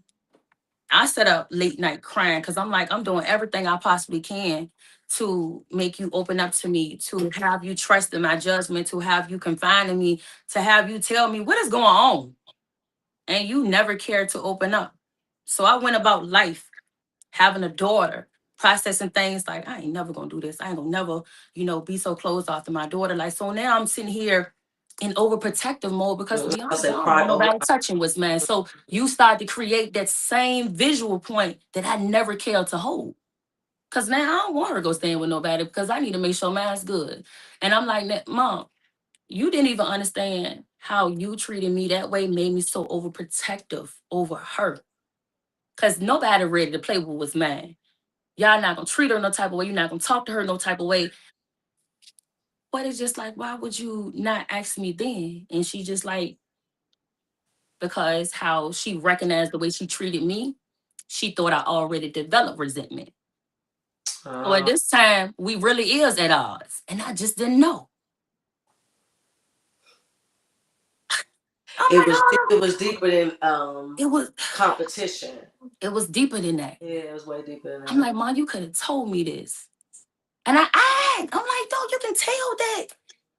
What's up? Like, I don't do nothing to you. I don't fuss with you. I don't fight with you. Like, I don't make it hard for you. Well, what's going on? Like, I commend you in so many ways, and I actually look up to you, and I understand that. No, I understand that you're awake because you got to provide, you got to protect, you got to make sure we straight. I And, understood it, and and I it also respected it. sounds like her love language was the providing aspect. Yes, that was her love language, and Yeah, that's why I never resented her. I'm right, like, I know how I feel, but I know what she showed me. right. So it really doesn't matter how I feel. So I push that to the side too. It doesn't matter how I When feel it because actually does matter, but you it push really it back. do. Yeah. It really do. But the way I felt is unimaginable, unexplainable. You gave life to me. How you gonna walk right past me and I ain't do nothing to you? How you gonna resent me for helping you? So I'm like, okay, cool. And we made a pact that this is what we gonna give an active run. So I'm like, you got family members or whatnot. Like y'all thinking that I'm just closed off and I'm in my own little bubble and I don't want to be a part of this and I don't want to be a part of that. And it's just like, you don't even know that I can walk right past this lady that gave life to me and she ain't got two things to say to me. Like you can only imagine what I got going on a Mhm. regular basis. And I gotta go to Papa's and I gotta talk to these people and act like everything is okay. And the only one that really knows my nana. She Mhm. stopped the boys from asking me stuff. I don't even know if they remember that, but it was a point in time when she like, don't call her. Like, if don't call her. She can't run my household. And I'm like, I respect it. So I had to tell my middle brother, like, listen, I understand, but mom don't want you calling me, Yeah, because basically you're not going to second. deprive me from continuing to parent my boys. You're not Right. going to deprive me of that. Yeah. And I'm like, listen, even though they was calling just to, cause they crying, I'm big sis. And they took comfort in me. So I'm like, okay, cool, but mom don't want you to do that. I'm call, I'm gonna check, and I'm gonna pop up, and I'm gonna, do my due diligence as big sis. But she taking this as a challenge, and I don't know, he ain't understand what that meant. But I backed off when it came down to stepping in that forefront. Right. But to be honest, this was like, these my brothers. Yeah. Cause now it's like, but I don't want to challenge her because I'm her babies. But I got my own baby. But it's just like they my brothers. So if he called me crying, I'm gonna talk to him. Right. So we get Y'all past make that. this pact, right? Right. I'm like, whether we wanted to be like that or not, like that's a part of me. Those boys are a part of me. So we get to a mutual agreement, understanding that we're gonna actively give it a fair one, like to merge this thing as to one. You strong minded, I'm strong minded. We gotta fix this though. We gotta fix it. Cause like I said, I don't know how it affect her, but it's affecting me and it's affecting how I parent because I am so protective over that, my daughter, and what I birth, and I know it stemmed from you. Right. So we got to a point where we was talking, we conversating. I'm coming back, everything. It started to mend. It started to mend, and this is when we get to that point. Everything cool, life goes on, and I'm telling her about all of the things that I'm gonna do in life. Like this is what I'm gonna. So then now she never knew about those. She never took time to see what am I interested in. What do I want to do when I grow up? It wasn't until I was an adult that she like, what do you really like? It wasn't until I was an adult that I even knew my mom's favorite color was purple. Nobody knows this. I'm living with a woman that I don't even know. And this woman don't know me either. But I love her with everything in me. And she gonna make sure I'm straight. And nobody better not say nothing to me. And I'm going to bed in hell behind her too. But it's just like that was only because we was connected. Right. But Ma, you don't know me. You don't know what I like. You don't know my triggers. You don't know. She couldn't even tell my favorite food. And I'm like, I don't know yours either. Hey, Like, what? I found all of this out as an adult. But it's like I hold it near and dear. But we got to a point where now she helping me, like I said, I went back to school. She helping me. That whole thing was a blur. Cause now I feel like I gotta do this. I'm ready to do it. I got my baby. I'm in school. I'm working overnight. I'm in school during the daytime. But then it looked like this thing will take a long time. So now I'm doubling down. I'm doubling up on class. As long as I can keep my GPA up, I get to finish a little early. So we do that. She helping me. And December come. I'm ready to say I finish. I'm excited. I'm ready to rock out. I know I'm ready to pass these boards. I studied so hard I caught vertigo. And I take the boards. So now I'm ready to start my career. My mom all excited, I'm like, oh yeah, I'm gonna go, be a nurse. I told her that I was gonna be an actor and I told her that I'm gonna be a model. She always convinced me to be a model anyhow. She like, look, this is what I see you doing. Like, get out there because I was so withdrawn from I didn't it was a lot going on. So I didn't even maneuver much. All I knew was to handle the business and keep it moving. So I didn't have much of a social life anyhow. So I'm like, I'm not a smoker. I'm not a drinker. I don't run the streets. I don't. If you ask me, I'm the perfect candidate. Like it should have been a smooth run with us, but it wasn't. So I take my boards. In my mind, I'm like, yeah, I'm ready to start my career. I'm excited. She excited. My daughter's dad, now my oldest daughter. Then I found out I'm pregnant. But I'm pregnant. That was a lot too. So obviously my body do not care as to giving me a early warning sign like ding ding ding ding ding. You ready to no. When I find out I'm pregnant, I'm at a stage where you can't even get no abortion. So it's just like we all gotta rock up. But I'm like, dang, my career ready to start. Oh well, all I know is to run with it. Yeah. So I'm like, okay, but I didn't want to know her gender either at the time. Don't want to know. It's too soon. I just finished. I just took my boards. Let me process this excitement first, So we do that. I was actually supposed to go to the doctor. I went prior to, but I didn't want to find out no gender no nothing. I had a doctor's appointment scheduled for January 20th, which was a Tuesday. So on January 18th, I'm on the phone with my mom talking. We we yapping and just carrying on for hours though. Mm. Like this stuff that she do with my nana, like we'll talk, but it's not for hours. So this was the very first time that me and my mom talked 3+ hours. Mm. And I was enjoying it. So I ain't even wanting to get off the phone. We was actually communicating. It wasn't like it was this awkward silence and don't Right. nobody know how to pause break it. No, we was talking, we was bonding, we was learning more and more and more. And it was exciting. And she was asking me about, what I'm gonna do. And she was actually excited for my second child. Mm. Like, she felt like she had a refresh and start. Like she had a different it was a reset for her. Cause now we got a good bond. We're communicating. She's actively, mentally aware of everything and we are in sync. So she excited for this go around too. Cause Right. she actually adored their dad at the time. So she like, it's a perfect match for her. Like this is a perfect reset. Okay, cool. So I'm feeling the same way. I'm hyped. I'm excited. She would not get off that daggone phone. And I'm like, all right now. It's 3 o'clock in the morning. We can all shut this down. We can shut it down. She like, okay, cool. Can you stop at it's a store around Southside called King's? And I'm like, okay, stop there for what? She like, can you go there to give me a bag of ice? I'm like, you know what? I'm gonna join our bonding so much. You want ice? Cool, I get you 2 bags. What else you want? Like what else you want? Name it and you can get it.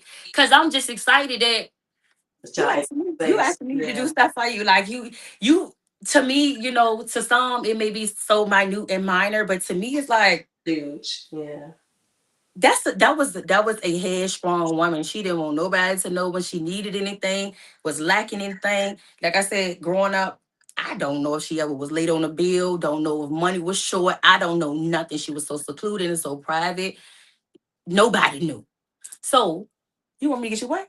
I said, man, I'm bringing 2 eggs. But at this time, like I said, I didn't know that I was pregnant. I didn't know how far along I was because I declined that whole little disclosure and whatnot. At that moment, they did tell me an estimate age range, but I'm just like, let me get some time to process it. And she was going to come. She left me at the first one, but she was excited to be a part of this journey. So I was extremely excited. I'm like, oh, my mama coming with me. We're gonna do this together, like, no, I'm gonna wait. So she got off the phone. She like, you ready for Tuesday? Cause I'm excited because I can bet you having a girl. And I'm like, I don't know. I will see. I wasn't opposed to it. I'm like, we'll see, but she was excited. She like, you gonna have a girl, you know, I'm like, okay. Her and my oldest, she was like, you're gonna be so close and I'm gonna have both of them. So she had all these plans. And I'm like, okay, cool. So we get off the phone, I tell her, this was the very first time. My mom, she always called me Pooh Bear when she was either like upset or like when she was excited about something. So she like, you know what? I love you, Pooh Bear. Oh. So so I'm like, oh, I love you too. So I'm like, in the back of my mind, I'm like, mm, what's going on? But I was never the type to let my, imagination run wild. So I'm like, she never said I love you. So I'm like, okay, but I love you too. So she hung up. She called me right back. And at this time, me and their dad, we laying down. We ready to go to sleep. She called us like, what y'all doing? I'm like, you bored. Like, I said this now. I'm like, where's he? Her significant other. I'm like, well, where's he? She like, oh, he right here. I'm like, so where are you? She's like, I'm in the living room. I'm like, well, mom, you okay? She like, yeah. I'm just excited for Tuesday. I said, so you're that excited that you can't go to sleep. You do know this mine, right? This my baby. What you so excited for? She like, no, I'm like, you know what? I'm excited too. And then I'm sitting there like, but I'm already go to sleep. Like I've been up all day. I worked this morning. Everything like I'm. We can be excited at the appointment together, like bells and whistles, confetti and all. I'm cool. But she like, no, I want you to know that I love everything about you. Hmm.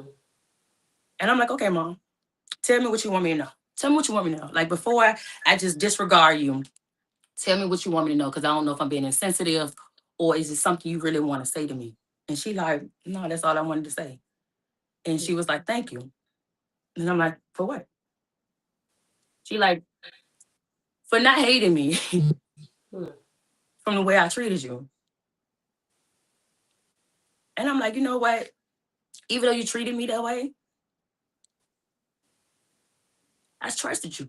I still trust her. She could leave me blind and I'll go.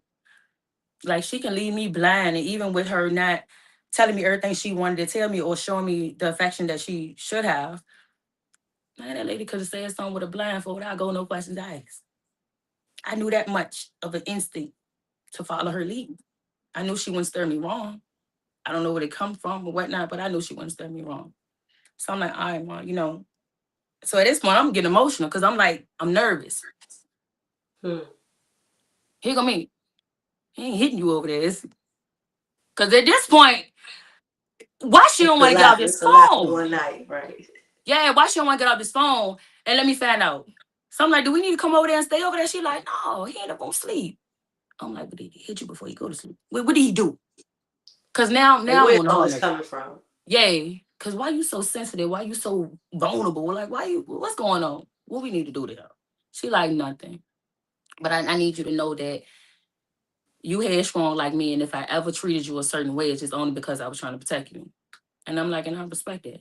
And I adore that. I adore it. But I really want to go to sleep. And she like, okay. I hung up the phone. She texted me, are you asleep? All right, so at this point, I put my stuff on. Because what's going on? I'm like, Hmm. Mom, do I really need to come over there? She like, nah, go ahead. I'm going to let you go ahead and get some rest. I said, okay, cool. I kid you not. After we hung up that phone, about an hour go past, I start feeling all type of things. Like, I'm tossing, I'm turning. It really felt like somebody was gutting me in my stomach with a knife and twisting it. So I'm like, am I having a miscarriage? Call the overnight hotline for the nursing line. Tell them like, look, what I'm experiencing.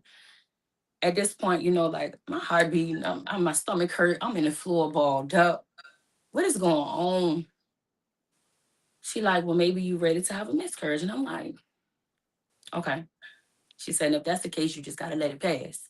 Like let this whole cycle pass. And I'm like, all right. So now I'm waiting. I'm just waiting for blood to start flowing. Cause at this point, the way I was feeling and how I was cramping, and I just know that's what we dealing with. And I'm like, man, I don't even know what I'm having at this point, but I know she's big enough because I can feel her moving. But I didn't know it was a her. I'm like, I feel the baby moving. But do that mean I'm gonna like actually have to push this thing out? Because I can feel her I can feel the baby moving. So now I'm scared. If I push out a dead body, then what? So I'm like, okay. This is I an go to, hour after your last. yeah, like I can feel it. So I'm like, okay. I go to sleep. She was like, just try your best to get some rest. Actually get in the tub. Get in the tub because I started having cramps, like my back started to hurt really bad. So she like, if that's what's going on, usually that would be the signs. So I'm like, okay. Then I felt like I was ready to vomit. She like, you may be far enough that you might have to vaginally deliver. And then after that, that's when I learned about the DNC and all of that. So I'm like, okay. She's like, and if that's the case, you might have to go to that procedure, but we'll talk in the morning when everything the clinic open and so forth and so on. So mentally, that's what I prepared for. I went to sleep. I slept through the morning, and usually I was up.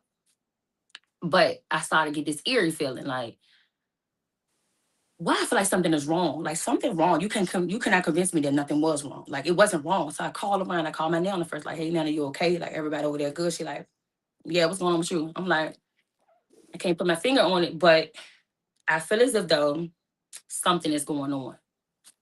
You good? Let me call my mom. My mom did not answer. My little brother answered. The middle boy.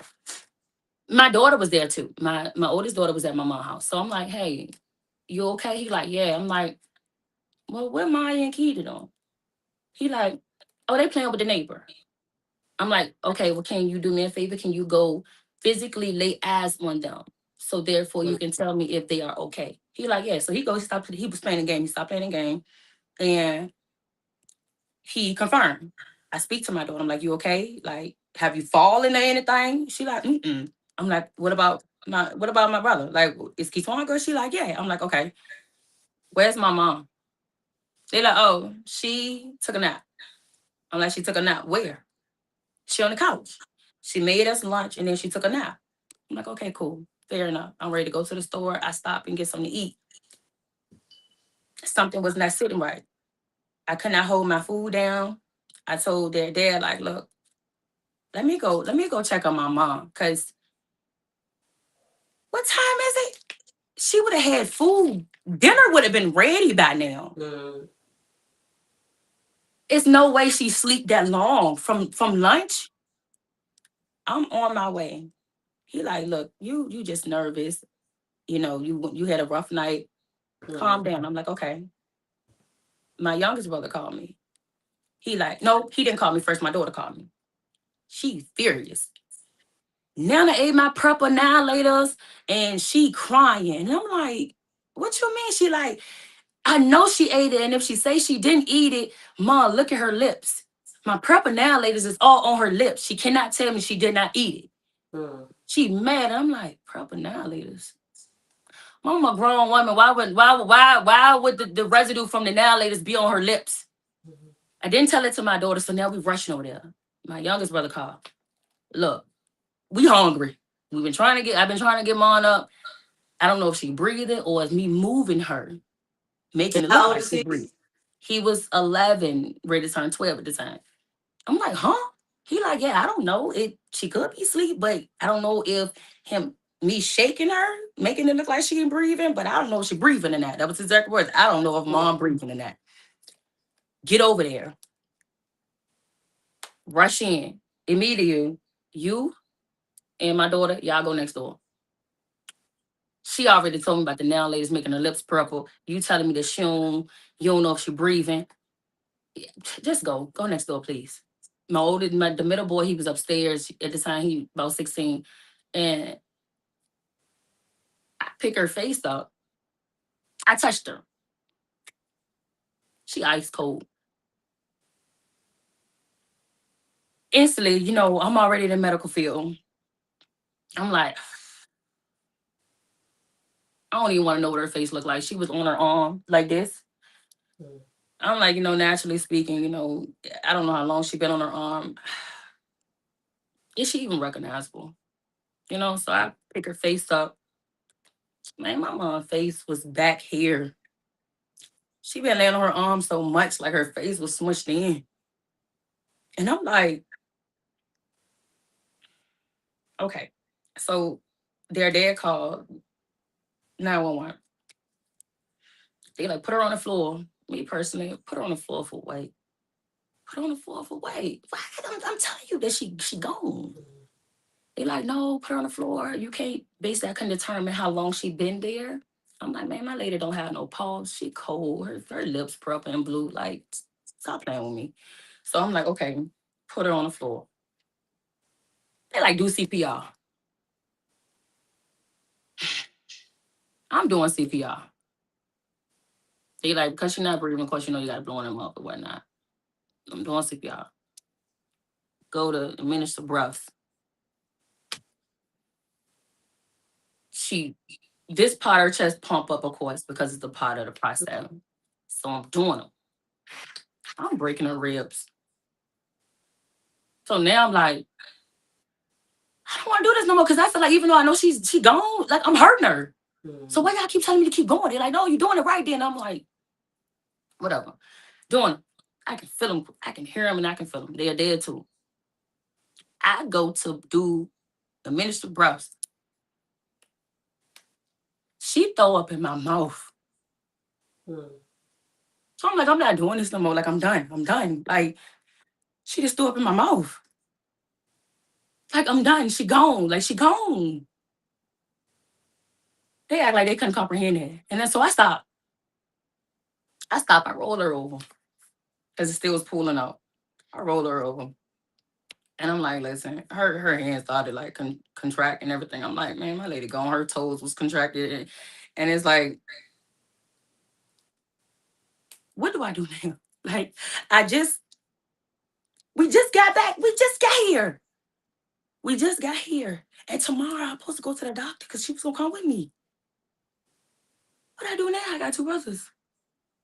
And so, we call the family and the paramedics and all them, they there. My middle brother, he yells out like, oh, my sister nurse, she's the nurse. So it's like instantly they took me out of daughter mode. Now you want me to give you rapport.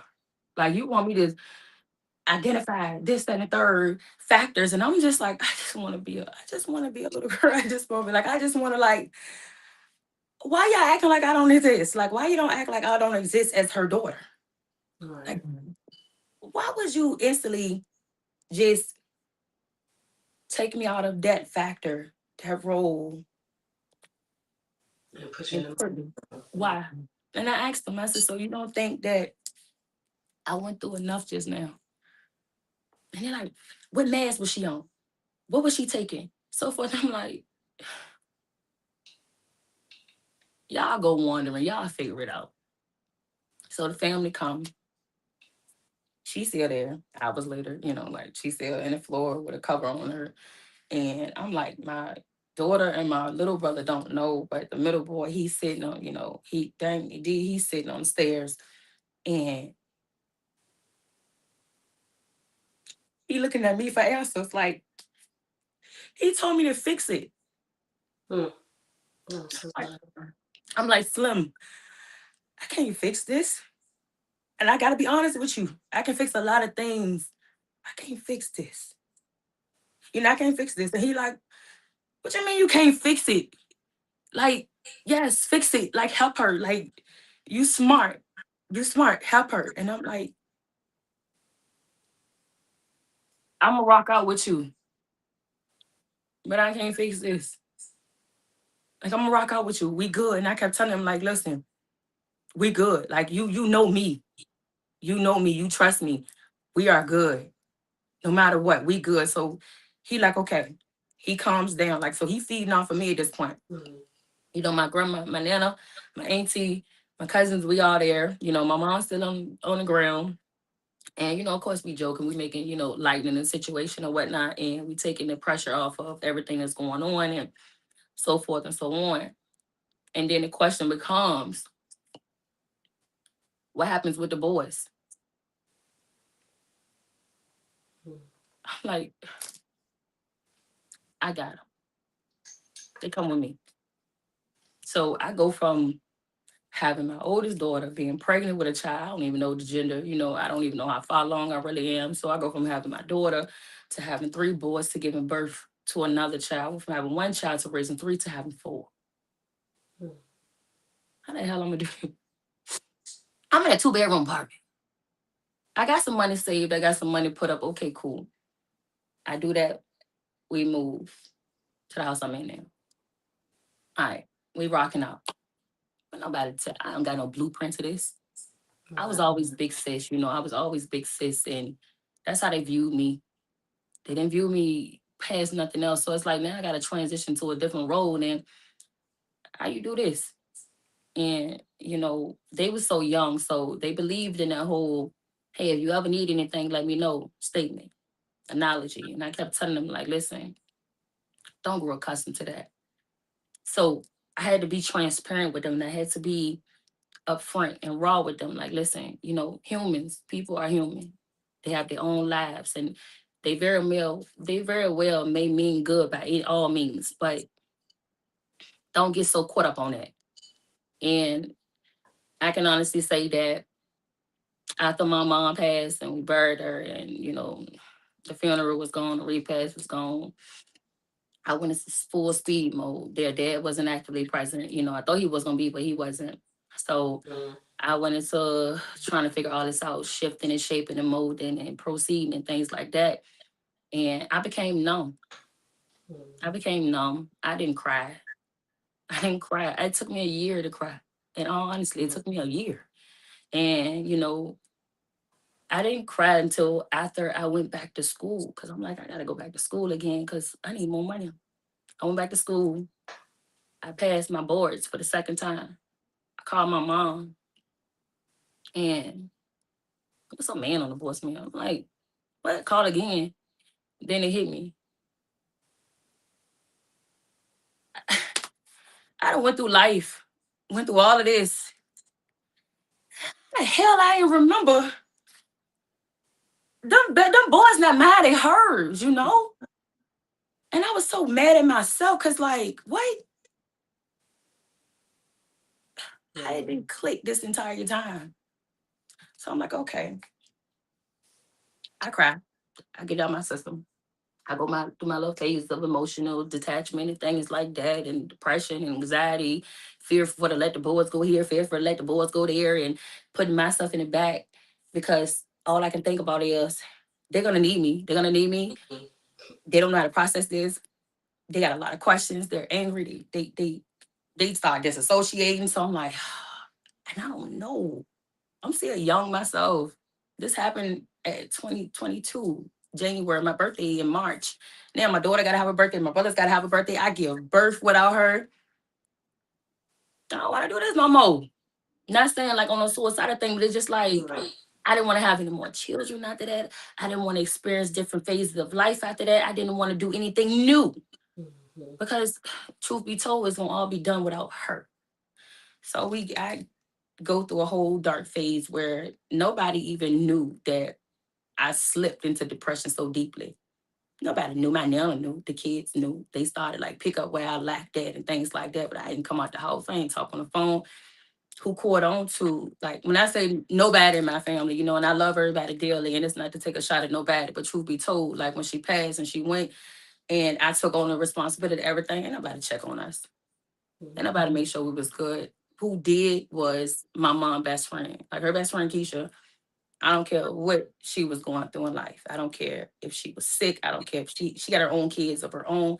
It's not a time that passed by within these years that she did not either text or call to make sure that we was great. And to this day, she still check in on us. We grown as ever, with kids, and she still don't make sure that she gonna make sure that if it's anything she can do, if she don't have the answer right now, I bet by tomorrow she got it for me. And I tell her all the time, like, I'm so grateful that my mom was so selfless to even share us with you because she definitely left us a jewel type. And at that time, my nana didn't know how to transition. Yeah, I'm You sure. know, Yeah. my nana was still out of it. She didn't know how to help. She didn't know. And I reminded her so much of my mom. She like, you gonna figure it out. You got it. But it was like I really did want and need somebody to pick it up or carry it with me. I used to take majority of it, just carry this load with me. And nobody did. Nobody did. And I'm just like, okay. But I never wanted my brothers to resent nobody. I didn't tell my daughters, exactly what was going on and things like that because I didn't want them to have that perception of nobody because y'all gotta get older.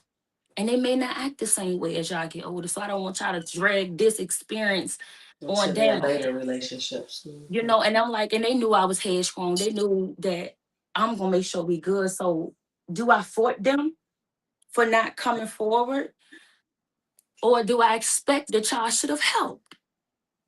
And I juggled that for years. Like I battled that for years because I'm like, everybody say, well, let me know if you need anything. What you mean? These babies not mine. What you think? Of course we need something. Of course I need help. I need assistance. Like, come on. I shouldn't have to pick up the phone and call nobody and say like, hey, this is what's going on. Yeah, I know I didn't give birth to these babies. So of course I'm gonna need something. We need a lot. But I wasn't given that, that bridge point. So in terms, I literally molded into her.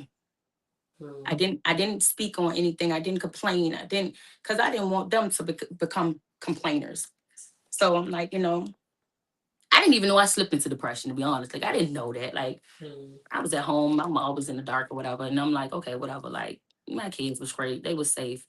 But it was just like my oldest started asking me, "You okay?" And I'm like, why she keep asking me this? But I'm sleeping all day.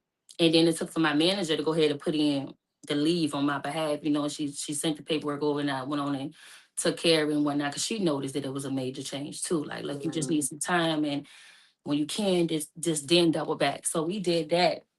And then time go on, you know, and I recognize that even within the home, their dad present, but he not present.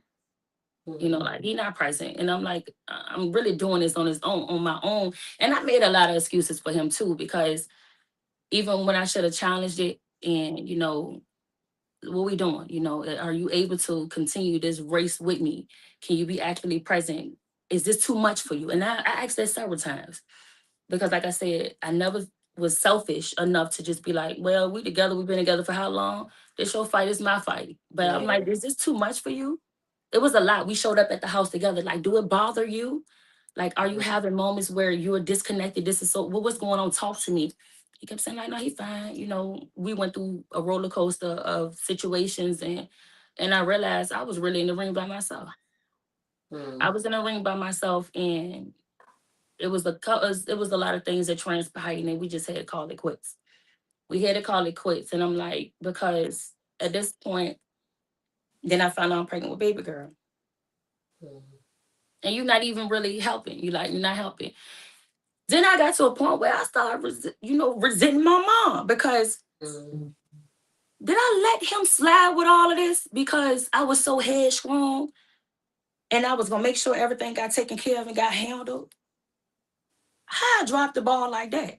So I was so furious that it happened until I recognized I had a whole block moment where I didn't care about what he was doing. Like I had to make sure the kids were straight. I went back to school. I was working. It was a lot transpiring. And then I had a point in time where I was ready to go to work. I go to step down. My knee swole, whole leg swollen. And I'm like, where did this come from? I didn't have any prior warnings. I didn't have any aches, any pains, nothing that happened prior to this. And I'm like, I gotta go to work. Like, I don't have time for this. I don't have time for none of this. But it did not let up. The swelling went down. We did x-rays, we did all type of stuff. They couldn't find nothing wrong at first. And I'm like, so why is my leg doing this? Like my blood pressure I didn't have anything to trigger this. And they like, all my vitals was good. I'm in a healthy status. So they was confused as well. Like my doctor was confused. So I'm like, okay. But then it happened again. I'm like, listen, I can't even walk. Yeah, like my whole thing swelled up and it locked up. It got so stiff I couldn't even walk on it. And I'm like, you telling me everything is good, but what is going on with it? It's just out of nowhere. So they like, well, you're a nurse. You're on hard concrete floors, and maybe that's what's triggering. And I'm like, okay, makes sense. They threw it under the bridge like that. So I'm like, okay, makes sense. Took a pause break. I saved up a whole lot of money. Took a pause break. It's still happening. All right, now I'm pregnant. Give birth to my daughter. I'm still having the same problems. So what now? Like, okay, it was the ongoing thing, on and off. Like I said, after I give birth, we part ways. So, I'm like, is it stress related? Something triggering it? No. 2023, they do the MRI. They look, I got holes all in my knee. And I'm like, well, where'd that come from? And I'm pretty sure it came from me being rough. But I'm like, is this a genetic thing? But a lot of my family members, they have problems with arthritis, rheumatoid arthritis, things like that. So I'm like, maybe it's a genetic thing. And so they do tests and I cleared away from all of that. I don't have that. It didn't transition to me. So I couldn't really walk on it. So I had high surgery. High surgery, thinking everything fine. Go through the recovery process. That was a lonely journey. We didn't have any assistance, any help, like far as like, with relatives and things like that. My nana did come home at this point. She was staying here and then, she was helping out. And I'm like, but other than that, we were secluded. We were secluded and I had to learn how to manage the kids and manage the household. And I'm on bed rest and I can't really walk. I can't really do nothing for myself. So it became an ego war. Had an ego war because Uh, now I got to find other ways to make sure that I'm not disregarding them and making sure that we got everything that we need within the household. But I can't get out. I yeah. can't get out. I can't maneuver. So I gotta find different ways. We started, then that's when the food order thing came out. So I'm like, okay, we start ordering food to the house and doing the grocery shopping online. But I'm like, who the hell ready to get this stuff off the porch? Like it was so mind blowing. And I'm like, at this time, my brothers, they got their own families, and the middle boy, he living with his girlfriend. He's staying there. So majority of the time he's there. Baby boy, he with his girlfriend all the time. So it's like it's just me and the girls and my nana. So she's older. So I'm like, we don't really have no help. These girls can't bring around these groceries in the house. So here go me. Lock brace on my leg, dragging, doing stuff that I know I should not do because I didn't have anybody else to depend on. And that was literally the turning point where it's just like, okay, it's just us. Like, it's literally just us. And I'm thinking that, but I'm like, okay, I ain't really worried about, I ain't for nobody. I don't blame nobody. I don't complain. It is what it is. Everybody got their own lives. They're doing their own Right. thing and they done move forward. So I'm like, this going to be my fix. I had the surgery. I just got to get through the recovery process. What is it that they did? What was the It was, diagnosis of that? What was that considered? um, they didn't really diagnose it. It was just like, they see the holes Mm, and it got to be corrected. So what the first procedure was, they went on and he took a robots. So they went in my leg with the robots. So I got multiple scars on my knee. On my left. Went in with the robots and he was saying my cartilage was dangling. mm, So he felt like that was triggering my pain, my swelling. So he went in and cleaned up my cartilage. My surgeon went in and cleaned up my cartilage, but he also sent it off to a different state to have it grown in the lab. So they took my cartilage from my knee that was dangling and grew it out. Just in case that procedure did not work, work. they can go back in and patch whatever they saw. So I'm like, okay. So but I'm thinking like we don't need that, but they still kept it on file. No, I didn't need it. So I had surgery in May. After we was at that point where it should have been recovered, I could barely put pressure on it. Mm, It still wasn't operating correctly. So in terms, it got so unbearable. I had surgery again in December on my knee. mm, So I'm like, and then I also had surgery. I had surgery on my stomach as well in September because it was like the lining of my stomach. It was severed from having my children and whatnot. So that became an issue. So I had surgery in May, had surgery in September, and then had to double yeah. back and have surgery in December on my leg again because it just wasn't operating like it was supposed to. So my body was constantly in a cycle over and over and over again. Not only that, going through surgery after surgery after surgery, I done put on so much weight. So of course my leg is angry. We had that surgery again. So at this point, he like the robotic method is not gonna work. He had to Mm, actually cut my knee open and take my kneecap out because mm, it was a major hole in the back of my kneecap, which right. nobody knew. But he got curious. My surgeon, he got curious and he was just like, well, if she got holes around the surrounding of it, I can only imagine what behind the kneecap looked like because it's grinding so bad. So he, got curious and took my entire kneecap out and lo and behold, he saw that big hole in behind it. So he Mm, just put just enough cartilage to patch it up. And that was it. He didn't mm, have any more after that. So he was like, good thing he did. But then I'm like, it was right before Christmas. mm, So now I was dealing with that, like not being able to really maneuver with my kids. And I got the lock brace on. I can't move. They got to help me go to the bathroom. They got to help me shower. They got to cook for me. I felt so vulnerable. mm, Like, they so young. Why is so much responsibility being placed on them? And they didn't complain. They didn't complain. They did it. They walked out. They made sure I was straight. They checked on me. My oldest daughter, my nana was getting much older at that point. So, she slowed down and things of that nature. So my oldest daughter, she got into cooking, mhm, cleaning, getting her stuff and her sisters up. And checking on me as well. Like she gets to the point she didn't even want to go to school. She was so worried about like you can't get around. That's when I really couldn't get around because that surgery was so extensive. I couldn't even use my leg. I couldn't even lift it. It was dead weight. It was dead weight. Like I couldn't lift it or anything. And what hurt me the most, where I just was at a point where I'm too understanding, I'm too forgiving. I don't regret any of it. I don't regret any of it. But it was the individual, that I hold near and dear. I held near and dear. That they was the only person. They asked me to attend my surgery. My auntie was gonna come. She said, I'll come. I'll sit in and check on you, make sure everything good. So I'm like, okay.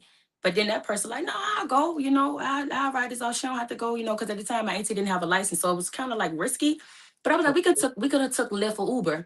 So they're like, nah, we're not gonna do all that. Just let's just do it this way. So I'm like, okay, cool. I go check in. That person never showed. So we calling. We looking for him. We looking for that person. I'm like, no, ain't no way. Because that person talked to me and they asked me, like, you ready? You on your way? And I'm like, yes. I drove. I drove my car. Because I was very confident that this person have no reason to screw me over. Why? For what purpose? And I'm like, okay, I drive my car there. Doctors called and like, hey, we can't get a hold of this person. We cannot put you under if this person do not come. Are you sure that this person? Yeah, they're my only emergency contact at this point. Like, why would they not come? I was like, no, we can go. I said my prayers. Do what I gotta do. I trust that this person will show up. I wake up, my doctor like, yeah, we're gonna have to find an alternative. Do you have anybody? My auntie called and started looking for me. Because why her surgery lasts longer, my surgery lasted longer. Everything. They was sending this person alerts. They was giving them updates. And I'm an asthmatic, so anything could have went wrong. So now my nana wear it. My auntie, she wear it because she like, look, she got asthma, she on anesthetics. What is going on? Why is it taking so long? Why she ain't in the recovery room at this point? Somebody should have contacted her. That person never showed. Didn't even come nowhere near the facility. They had me go. They were supposed to be behind me. They went the opposite way. Ignore the alerts to the emergency, alerts that the doctors were sending over. Ignore the phone calls. My doctor even went so far as to call that person on his own personal cell phone to see if they can get a hold of them. Ignored everybody. So I'm like, okay, no, I don't think so. I went through with the surgery. I couldn't believe I went through that surgery by myself. I'm grateful that I got through, even with the complications, I got past that part. But all I can think about is like, I ain't never done nothing to nobody for that individual to sit there and leave me like that.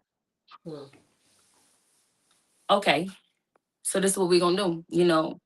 And even then, even though it happened, I'm still trying to process what this person was going through. What happened? Like what did I miss? Justifying their absence. Right. So I'm like, now I'm making excuses. And I'm like, I realized that because of what I went through coming up, I was easy to always reconcile and try to process and dissect everybody else's emotions and a thought process as to what caused you to do this? Because I was raised by a woman that, even though she loved me dearly, things just didn't go as I perceived them to. So was you dealing with something? Are you depressed? Like what happened? But in reality, you had no right to do that. You had no right to treat me the way you treated me, regardless of what she was going through. Because with all of this on my plate, I don't treat people that way. I show up. I do as I say. And I'm like, okay, cool. So that numbed me too. Like, okay. But I still didn't treat others ill. Or, I didn't disregard them. I'm still open and I'm willing and I'm transparent. But it affected me wholeheartedly. It affected me wholeheartedly because I'm like, I couldn't process and then that person act like nothing ever happened. And I'm like, I couldn't understand why anyone would allow a person to go through a surgery and convince them that you will show up and you never show up. What if something did actually go detrimentally wrong? You was the only one that was in contact. You was the only person that they was reaching out to. How dare you? And I'm like, okay. So I became very resentful in that moment because, especially after I found out that I wasn't going to be able to really operate my leg. I'm like, well, at least I can be able to put a little pressure on and get around the house like I did the first time. It was very complicated, but I was able to move and maneuver. Nah, they like, no, that's not what this is this time. Like, even if you was to figure it out, that leg ain't moving. That leg is not moving. I'm just like, what you mean? I was destroyed after that. Like, what you mean? Like I couldn't, and it hurted me even more to know that my kids had to step up and do as much as they did.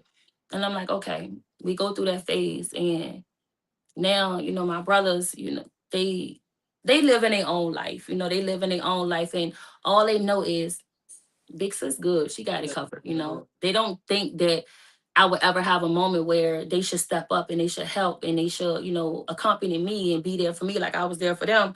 Because what they saw was me always figuring it out. So that's all they knew. Good, you're gonna fix it, you're gonna be all right. Good, she got it.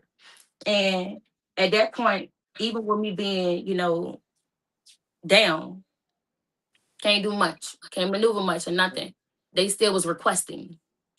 They still was requesting my assistance, my help, even on a financial level, and I'm like, I got to a point where after I was cleared, I told my daughters, and I'm like, listen, I had a dream actually, and it was my mom. I had a dream and it was my mom, and she cussed me out. And I'm like, what the, like, why you cuss me out from where you, like, that was weird. She cussed me out, but it was more so like I was panicking and I was spiraling when she gave me the tools. Like, you should have been, what are you doing? Like, do you understand who you are? Fix it. That's all she said. Like, and it was so traumatizing because her words was fix it. And then she cursed at me, and I was trying to figure out how you able to curse. Like, how they allow you to curse at me. So I woke up crying because I'm like, I felt like I disappointed her. Like, did I disappoint her? Like, did she expect more from me as I'm letting her down? Like, did I fail at this? And it was just like, nah, fix it. And all I can think about was my little brother sitting on the stairs, like, no, fix it. Like, this is what you do, fix it. And I'm just like, okay, let me see. And I started asking myself, like, what would she do? Like, what would my mama do? Like, what resources would my mama connect with and things of that nature? And I had to, she told me to release. They was too dependent on me. And I ain't never tell them that. And that was the hardest thing that I had to do. And like, was to allow them to figure this thing out on their own, because y'all are adults. I surpassed my due diligence. I surpassed what I agreed to and what I vowed to my lady that I would do. It's really time for everybody to figure this thing out. And she actually told me to. Like, I had a dream that my mom told me, like, look, they too dependent on you. And at the time, I didn't care. Like, I didn't care because I was so afraid that if I did not do, as boys, right, what would they go and do to get it? And I didn't want to do that, because if I don't give, then if they go get it a different way, did I fail? Like, did I mess up this whole run? Did I take on a responsibility and I didn't honor it? But it was her. Never even told them that. I just told them, like, look, trust me, like, this is not something it ain't something that I want to do. I told my nana, like, when I got to that point when I told my nana, like, look, 2024, I have to focus more on myself and building and the things that I'm supposed to do. I don't know. I don't really know how to explain it. And those was the words that I told my nana, like, look, I just need you to know it's nothing personal against you. You didn't do anything to me. You didn't do anything. But I had to back off. I had to back off of everybody because I was going so far beyond the threshold that I would not get any sleep because I'm so busy making sure that everybody else was straight. I'm always turning to how can I fix their situation? And then my mom literally said, look, back off. Back off. And I told her, like, difficult was that for you? Because it was very difficult. It was very difficult because done your whole life. I had to become the villain. I became the villain. And it was they despised me at a certain point. And I had to let it rock out. I had to let it run its course. And I explained a lot to my middle brother, like, listen, You have the tools. Like we came from the same lady. Like you know Right. what you're doing. Figure it out. I cannot keep doing this, that, and third. And even though it looked as if though I just did not care, I told him this, not too long ago. Like, we talk often and we bond often, and he actually thanked me often because he like, "Hey, if you didn't let me Good. go and handle this, I wouldn't be able to understand none of this." But what he did not know is when everybody was making me the villain and, throwing me to the wolves like they always did, I cried dang near every night. Mm, I cried dang near every night because I had the money, I had the tools, I had the resource. I could have easily just yeah. threw it to you like I always did. And it wouldn't have made me none. But your mama told me not to. Mm, And if I ain't never do nothing else, I followed her lead. And right. if she told me to release y'all hers. Mm, I gotta go. But one person I did not release, even though I was supposed to release both of them at the same token. Why would I let go of my baby brother? that's the baby, right? That's a baby boy. Like I knew for a fact, D, he headstrong. Even though I didn't want to release him, he'll figure it out. He might cuss me out along the way. He might be upset with me along the way. We'll fix it. We'll get through it. I'll coach him. Baby boy, we're gonna have to go through some challenges, some changes before I'm comfortable enough to really just be like, you know what, Let you him go. got it, figure it out. And I held on to him, and I used to always call my Nana, like, Nana, I know for a fact I gotta release him, like, but I don't want to. I'm Mm. scared. And she didn't have no answer because she And didn't. how old is he at this time when you tell At him? this time, he was like 21. Yeah. But I mean, he's my baby brother. He's still young. He's still little. He still Yeah. come to me for everything. I fix everything. Even if he mess it up, I go behind him and fix it. And it's like, no. And it took for us to have like a major, we had a major argument. And, he said some things that hurt my feelings and whatnot. And I was like, okay, so this is our bridge point, because he never was, at the point is he never talked to me a certain kind of way. And I'm like, okay, he's older, he got a different momentum or a different Yeah. beat to his drum. He's stepping different and things like that. Okay, cool. So, he said some hurtful things and whatnot. So that's when I was comfortable with go ahead and release him. And it still bothered me. It still bothered me. Because even after we had our words, literally the next day he asked me for something. And I'm like, But I'm sure you've learned now yeah, but that, even then, he even had to then, once get that way for you to let him go. yeah, but it's like I kept telling my nana, like, if I don't, at the time when I knew I should have released him, I was like, if I don't release him, then I know it's gonna be a major blowout. But it was just like I can recover from that, I can recover from that. But I just didn't want to at the time, and I knew I went against the grain with it, and I didn't care.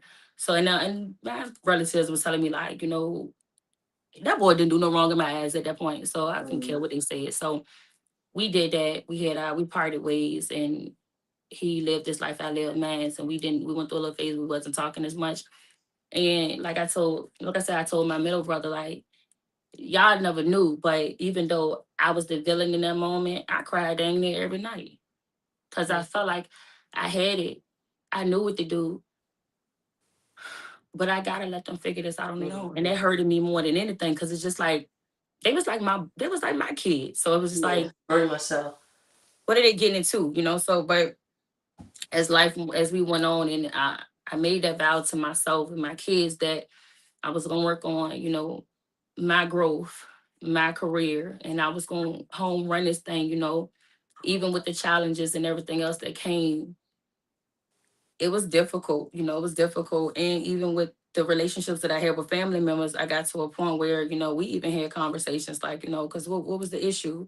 And they disclosed, honesty and things like that. And it was all a misunderstanding. So certain family members, we was able to mend things and, proceed and support one another. But this family ain't really knit tight. Like we not knit tight. Mm, So it was like one every man for themselves, so to speak. And I told my nana, like, you know what? I'm gonna do everything that I said I was gonna do because my life was put on halt, put on pause because I had to raise my brothers. I had to take care of my kids and my nana, I was always looking after for her because I didn't ever want her to slip either. Cause so it's like I disregarded my own mental status, my own mental health to make sure that everybody else was great. mm, mm. Everybody else was great. And it's like I didn't know no other way to do. So it became I challenging. It would was say it's hard. like it sounds like you were just conditioned to be there for I everyone was. because that's what you've always It's done. like she passed the baton to me and I never asked for it. Mm. I never asked for it, but I was expected to run it. And I'm like, I didn't ask for this. I didn't say that I wanted this, but I just never complained. And I'm like, because they viewed me as a replica of her, that's all they saw. That's all they knew. She Right. never complained. She held it down. She took care of everything. So that's all I knew. That's Mm-hmm. all I knew. And it was a nasty journey. It was a nasty journey, but it was just like I didn't ask for any help. Like nobody in my family can say that I came to them for assistance, for help. And it wasn't the fact that I wanted to prove anybody or upstage anybody. It was just like I didn't know how to. Right. I swear to you, I was going to ask you, I didn't know how to. yeah, was it a matter of you not wanting to or you just didn't know how to? I didn't know how to. And even till to this day, it's cringy as ever to even be like, it's cringy to me even to this day. Even to this day, like I'll figure it out before I go for assistance, I'll figure out whatever loophole, whatever resource, whatever. Have you gotten to a place where you feel that that's probably not the best measure anymore Yeah. for you? But like far as like just figuring it out. Like always just having to figure it out without asking, I without, don't I don't I don't have that bridge point where I got people that I could go to. Yeah, yeah, So it's yeah. like even So that can even when that can very well be the case, right? Like that can right. So actually be the reality, right? But I think we all, and when I say we, because it just sounds very familiar to me, just that person that just always figure everybody's life out. And so it just sounds so familiar. But I think the provider, the giver, the nurturer, that person that provides all for everyone, could never know who they really have because right, they never really ask. right. We assume because of the We people that are assume present, that aren't volunteering, that are initiating, right. but there are others that are, And potentially there that could, but we would never know because we wouldn't. right. But I can say like over this course, I have gained a friend. I gained a friend that I know for a wholehearted, hands down. Like if I was to reach out to her like now in this moment, in this phase in life, she gonna show up. And she has been riding this thing out with me just as well, like since I met her. So I can say that, but it's just in my nature Yeah, to always figure it out. It's in my nature to always figure it out. And I didn't had, people like, why you didn't say anything? And I'm just like, I mean, you was the same person that watched me go through all these changes and challenges. Then what you want me to say now? all right, If you did not step to the forefront, then what you want me to do now? So it's just like, do you really care that you right. can help me, or do you really want insight? And I Because can do without the insight. I can do without the insight. So it's like, nah, no, thank you. Because if you really wanted to, you had the opportunity to check in and make sure it was good, right. but you didn't. So it's all good. And I don't fault nobody, and I don't blame anyone. Nobody ever hear me point fingers or going head up with anybody. But it's just like I went through a lot and it changed me. It molded me and it hurt me. Whether they think I got feelings or not, it hurt it. It hurt it. Right. And it's just like, that perception and the thing is weird because even when like as my oldest daughter, she started to grow and she started to, have her own personality and things of that nature. She's so much like me, but she did have a phase where she was seeking the validation from her dad. Um, so she had a small rebellious phase, but it wasn't nothing too detrimental. But I understood the viewpoint of my mom because the expectations of her was that she was going to fail. She was going, she was going to be this wild child because I had her young. And I'm like, That was a full circle moment. Like, so this is what she battled. This is what she struggled with. And although every way of raising her and being transparent with my daughters, all of them, I trusted her judgment, and if she ever did anything that was not approvable to me, I never felt as if though it was a challenge to me. She Right. was seeking answers, and a lot of people didn't like the fact that I wasn't so quick to bogart her and be so aggressive and so forth and so on. She knew exactly if I felt the way, and we talked about it. But talk to me. What is going on? Like, can I coach you? Is it something that I can do?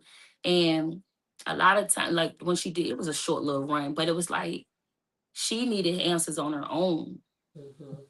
And I couldn't give her that no matter what I said, no matter what I do, no matter how bad it hurted me, until she got the answer she was looking for. There was nothing I could say, nothing I can do. Mm-hmm. And she went on a venture, you know, when her dad was absent at the time, like she went on a venture to seek his validation. And Mm-hmm. it wasn't that she wanted to be grown or she just wanted to do whatever she wanted to do. Before then, she was a homebody. So I'm like, I told my nana, like, listen, this is deeper than just her being rebellious. Right. She Mm. looking for something. And even when I told her, like, come back and come back home, she like, you wouldn't understand. Like, I gotta figure this out. You wouldn't understand. And I'm like, Nana, the way that she said it, she trusted I know that she gonna come back. Mm-hmm. And I felt it. I was like, Nana, I don't know how to explain it, but I knew not to chase after her. I prayed over her. I stayed up all night. But it was a time where she actually saw her dad and he didn't say nothing to her. I never had an issue from her again because that was that was the That's what you confirmation that she needed. needed. Mm-hmm.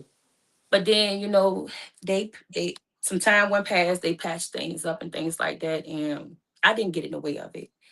And they go through phases where the dads think that they can come in and out the picture when they want to, however they choose and things and so forth and so on. And I'm just the individual that is either you here, you ain't, I'm not gonna bow to nobody. I'm not gonna make it difficult. You may not even hear from me, but I'm not gonna disregard or anybody else to make bonds with their kids. But this journey alone, to know what I've been through and what I sheltered and protected other people images and things of that nature from, just so it doesn't perceive or project as if they was the people that they really were. Mm-hmm. It's been challenging because there's so many times I want to come out and say, you adore this person, but this person did X, Y, and Z. They said X, Y, and Z. They act like X, Y, and Z, but it's just like, what is that gonna do for me? Right. It doesn't do it for me. Either way, I gotta figure this thing out. I gotta mold, I gotta shape, I gotta shift. All I can do is keep moving forward. All I can do. And it's just like I had to bottle up so many of my own emotions. And even when I was going through everything, I come into pathways with people who are damaged or who are confused, or I take to, and I'm dropping jewels left and right, helping them, coaching them. Whole time I'm spiraling. Mm-hmm. But it's like I can figure me out. I can figure that out. I got master rented in my background, but let me pour into you.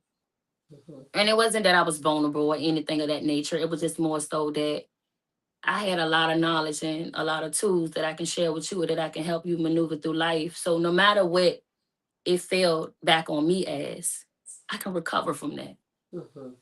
But my overall goal was to pour into the people that felt needed it. I mean, So it's like a natural. I mean, I hate to say it this way and make light of it, but it sounds like a natural gift, right? it is. It is a natural gift to me and my nana. We trip about it. We laugh about it all the time. I'm like, when I come into my nana can contest to this. When I come into like people life, and even if they give me a hard time, my nana like, well, if he wanted you to be a psychiatrist, that's all he had to say. Like, by God, she like, and I'm like, well, nana, at the end of the day, I understand that this is my assignment. So a lot of some people would think that, oh, you could get over, you can't get over, because I don't have a problem with disconnecting and disassociating. But at the end of the day, I understand that if we cross paths, then this is what we cross paths for. So I'm a little lenient towards some versus others. But when the assignment is up, the assignment is up, and I have no problem with disassociating. So much so I sought counseling for it. Mm-hmm. I was like, well, when these people is no longer part of my journey no more, why is it that I don't even care if they exist? So am I disregarding their presence, or do this have a lot with me losing my mom? What's Am I okay? Because I can't even, like their dad. I don't understand how, man, you had kids. I don't see it. I cannot see it, but that's because we disconnected. I don't Mm-hmm. see how we tussled around and created and procreated and things like that. So it's like when these people are no longer part of my journey, I got fearful that am I so numb to reality that I'm okay with not even remembering the physical emotions behind this connection? And then when I thought about it, no, because I always been that way. Mm-hmm. Always been that way. And it's just that factor. When we're done, we're done. That's just my gift. My assignment is my gift. And I'm grateful for it. Yes, a lot of people take me through unnecessary loopholes, but I don't push back because it's just like I can handle me. Mm-hmm. And when I embarked on this journey I told my nana, like, listen, the kids are older, they're very independent. My brothers, they living their own lives. I'm gonna go through this process of recovering. And I'm gonna pour into myself. And everything that I told you that I was gonna do, I'm ready to start that. We're gonna do it. We're gonna home run it. And since then, when I put down the baton to everybody else life,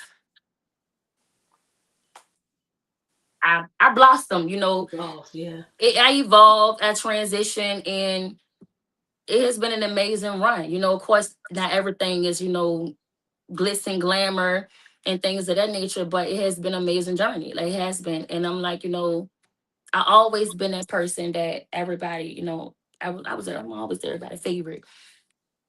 And I always been a person to take care of home. We didn't lack anything. I don't care if resources got limited. We never lacked anything. And I'm grateful. You should be.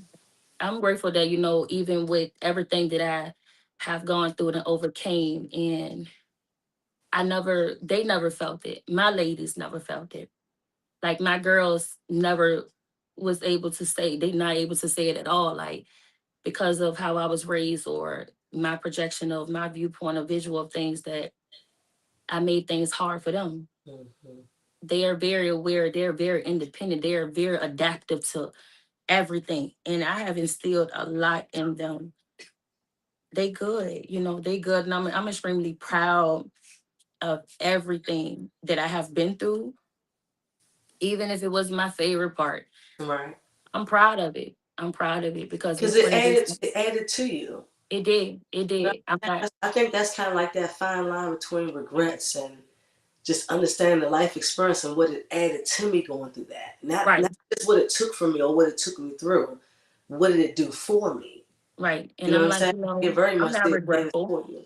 I'm Mm-hmm. not regretful for anything. Like, it wasn't it wasn't ideal, so I thought, but it was necessary. It was necessary. Wholeheartedly, it was necessary. And when and I must say this because the mental health portion of everything as a whole is very important as a collective as well, because people would judge you because you don't speak up, or you don't just let them into your private world without understanding the roller coaster of emotions that you always have to bottle up and so clues because you got to show And up. shelter. Yeah. Like, yeah, so it was like even while I was so young raising my brothers, because I held it together so well, I always still was perceived a certain way as, oh, she thinks she's better than everyone. Her life is she thinks her life is perfect and so forth and so on. But I'm like, y'all don't know the mental torment that I endured. Like, I have endured greatly of laying in bed, but yet, even till to this day, and I don't say anything, I can feel my mom ribs in my hand. Like, I can hear it. I'm like, do you understand how it feels to be laying here and all of a sudden you can feel bones cracking and daggone way ain't no bone.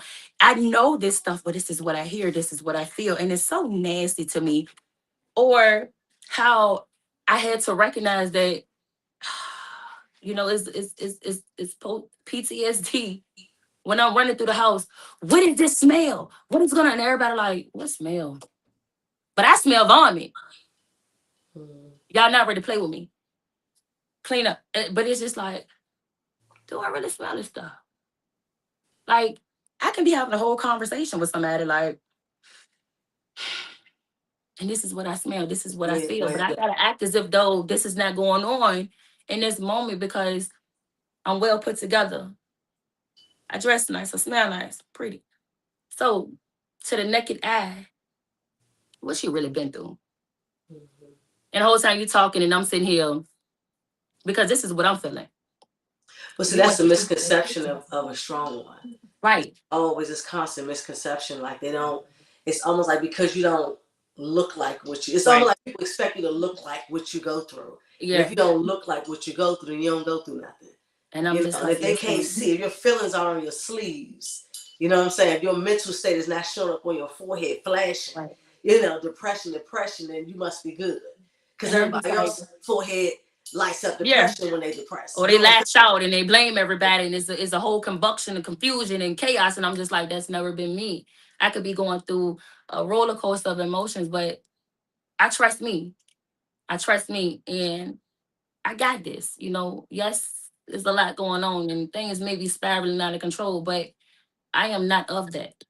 Mhm. I'm cool. So, and a lot of people don't like that about me either, but I'm like, listen, man, my mom, and then when we did patch things up, my mom always told me, like, listen, never race against somebody else's clock. Mhm. Until this day, that stick with me because, dear Renee, when I blossomed that, I always got journals galore in the attic about that and how I visualize and the things that I'm doing with it and I'm birthing with it and so forth and so on. But you know, everybody like, what is it? When is coming? When is dropping? I'm just like, whole time I am dear Renee. You Mhm. know, yes, it's a brand, it's merchandise, it's different factors that I'm unfolding with it, but I am dear Renee. I Mhm. am the brand, I am the visual, I am the product of what it represents. I was birthed by the lady Mhm. that it represents. And I'm like, you all want me to move so fast, but I trust me. And when it's go time, it's go time. I know to show up. I know what to produce. I know. And hold it near and dear. And I never really cared to, yes, the world gonna know about every factor that factors into this brand. But it's like, dear Renee really is in depths. It's not like, oh, I lost my mom, so I'm just gonna condone, honor this to her. No, like everything regarding dear Renee is valuable, sentimental, it holds weight. And it's pretty much an anchor. Like those letters that I used to write her before I had the guts to tell her how I felt. They was Did you titled. ever get a chance to give her those letters? No, Mhm. I never got. I got them, but and I'm like, maybe when I get older, I'll put them in a thing and maybe publish it. And they was very in depth, but they was titled "Dear Renee," Mhm. and I titled it "Dear Renee" because I understood that whenever my mom called me by my middle name, she meant business, but it always triggered a softer version of me because now I'm like, am I in trouble? What I do? But if she said my middle name, I feel like I was summoned. So I always wonder, I know Cherie, but I wonder, am I missing the personality of Renee? Her middle name was Renee. And a lot of people think that's my mom's first name, but my mom is Cherie Renee. So I used to always write the letters to Renee versus Cherie because I already experienced Cherie. Mhm. I only experienced Renee right before she passed. And yes, the design is dope and it's fashionable, but it actually have a lot of meaning. Like the Dear Renee on the actual jacket itself, it goes down the spinal cord of it. And that's purposely. She had spinal surgery. A lot of people don't even know that. Like from C1 to C5, L1 to L, things like that. So I'm like, my mom actually had spinal surgery. So that's why the Dear Renee go up and down the spine. It's purposely. Like it Mhm. ain't just thought the design was cute. It means something to me. I got it again on my arm sleeve. And nobody noticed either. I just said, oh, I think it was cute. I That's what I tell everybody else. But the reason why I put it on the sleeves of my arm is because the man that she loved so dearly and so deeply and caused a lot of trauma with us with their, Mhm. confrontations and chaos. She had his name tatted up here. Mhm. And I used to ask her, like, why you don't get his name covered? She said, because there's a part of me that I always look at Mhm. and I take it as a reference as to why this would never happen in this relationship. I would never let a person. And Mhm. even though they parted ways, they still was such good friends and they meant so much to each other. But I always wanted her to cover it because it's just like I felt like you carrying it through life with you, and she's like, no, she purposely carried it through life with her because With it was intention. meaningful. It was a reminder as to what she been through and what she would never go back through, and if she ever, because like I said, they was drawn to each other like moths to a flame, and she said if she ever had that thought that she would rather put her family back together, it's her arm that she would reference to. Okay, so I put that placement there, and the emblem with the lion and butterflies and roses and things of that nature. My mom was a Leo. She was a Leo and she loved roses. After she passed, I hated them for a while. Hated roses, couldn't stand them because they die. Like they so cute, but then they die. But that was her favorite flower, and I love them now. You know, I used to love them, but then it's like after she passed, I couldn't stand them. But she adored butterflies. Nobody even knew that. I didn't know it until I was grown. She adored butterflies, and I get followed by butterflies all the time. So it was like a lot of incorporations, and it's just like my nana even asked me like, "What did they come from?" Yeah, it come from all the letters that I was so chicken to even give her, but they meant something to me. And it's like, you know what? When it's time, it's time. But I am dear Renee. All right. So I show up accordingly. And no matter how I feel, I don't allow anybody to feel how I feel. I'm never gonna project anything onto anyone. So needless to say, no matter what I go through, no matter the transitions in life, this has been an amazing journey. It really is. And I don't regret none of it. I don't regret not a single thing. I can I pick up such this strong sense of I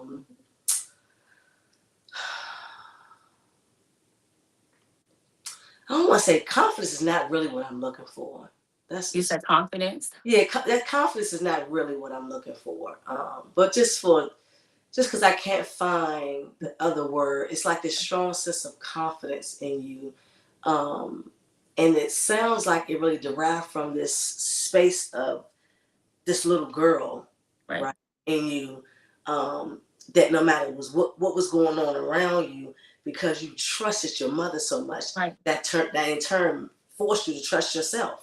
You Right. know, like you knew what you come of, that you Right. of her. And and I tell people that all the time. They like, you don't be nervous to do this, you don't be nervous to do that. Or even when things are going wrong, I trust me. And that's the only way I told what because people hear confidence, oh, she's confident. It's way bigger than Yeah, what people it's use. bigger than that. Yeah, Like, people over abuse the word confidence. And that's why right. I really want to use it. Let's call it self assurance. Let's call Oh, it. yeah, I'm definitely self assured. I'm definitely Yeah. self aware, self assured. And I'm like, and a lot of people would take that as cockiness and things of that nature. But I'm like, No, if only you sure. understand, I'm very aware of my capabilities, and I never doubted myself not one time. And it's just like I have been through the belly of the beast with this thing, and even when I was, you all was comfortable with not showing up because I held it so well. You I made it. held it so well, and it's like. And even when I was going through it, I knew I was going to get through it. I knew it was something I was going to have to figure out either way, no matter if I liked See it or that. not. Mm-hmm. That was it. And we done been through plenty of them. But I can tell you one thing, I don't care what I went through, the people that's dearly connected to me, they ain't never felt it. They never felt it. These girls never felt it. They don't know what mommy do they know mommy gonna show up. Mm-hmm. They look for me, they expect me. Like, That's and I don't care what it is. Yeah, I'm there. I'm front. Let me That's ask you me. this. Let me ask you this. From an emotional perspective, Hmm. you because it sounds like okay now I put the focus on self. I blossom. It sounds like you've accomplished a lot of what you plan to accomplish Right. so far. Still working on other things, right? Have gotten yourself involved into more things that Right. possibly was on the horizon or maybe not. But that's kind of what happens when we evolve, right? We end up in paths and doing things that Right. probably wasn't the plan, but ultimately we end up there. So from an emotional perspective, do you feel like emotion that you received some emotional support within the past year or two that you possibly were like had a huge appetite for as far as emotional support? Do you feel like you have more emotional support now? Emotional support, yes. You know, people cheer me on, they root for me, and I can wholeheartedly say they yearn for my success and for me to keep going. But yeah, actually, yeah, I do. And I say that because as my children have grown older, they can sense, even without me saying anything, they can sense when that day has been heavy. They may not say anything, but I know that they know because everybody will come and sit in my room or they'll come and lay with me. So I know that is a part of me that they have already sensed. And before I can even say anything or unload, they done already catered to me. They done already nurtured me. They done already did something to calm my nervous system. So yes, and I can't see you. Let me see.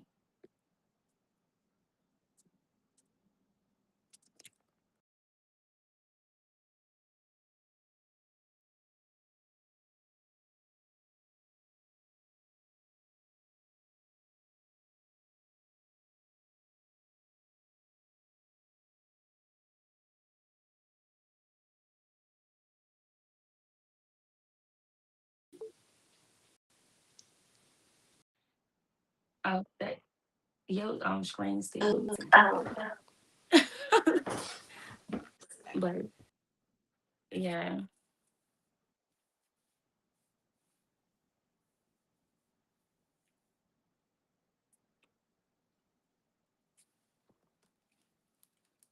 I want to try to leave it connected.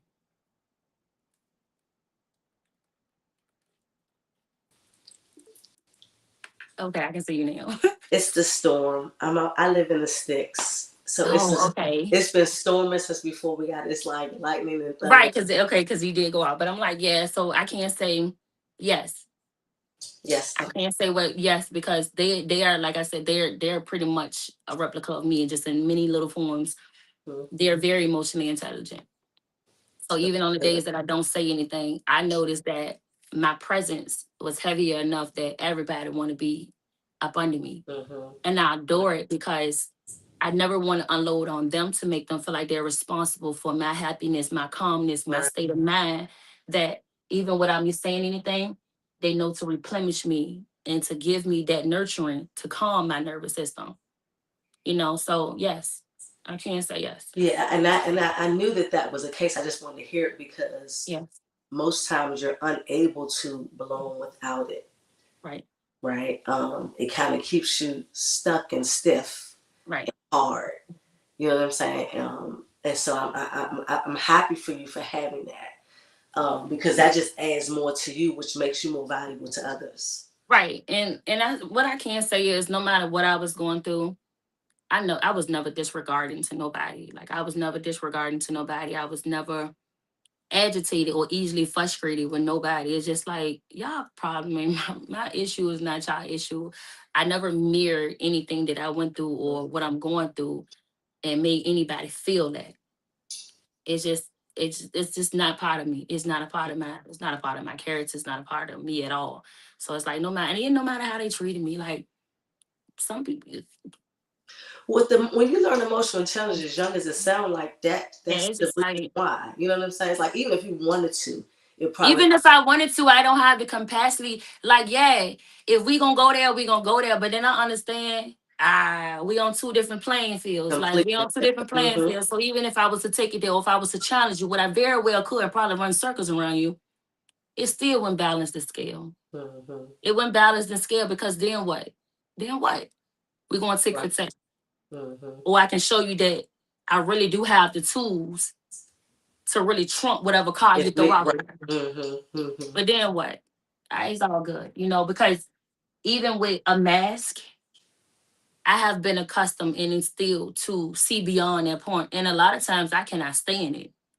I cannot stand it. Mm-hmm. You can be so reckless and I have done nothing to you but nurture you, cater to you, guide you, mentored you. And you can be so treacherous when it comes back to feeding anything this way. But I don't have it in me Because Give it back. even though you show that physically or you may be disregarded or anything of the such, when you are an energetic person and you are an emotionally intelligent person, you see beyond what the veil allows you to Exactly. see. Exactly. Mm-hmm.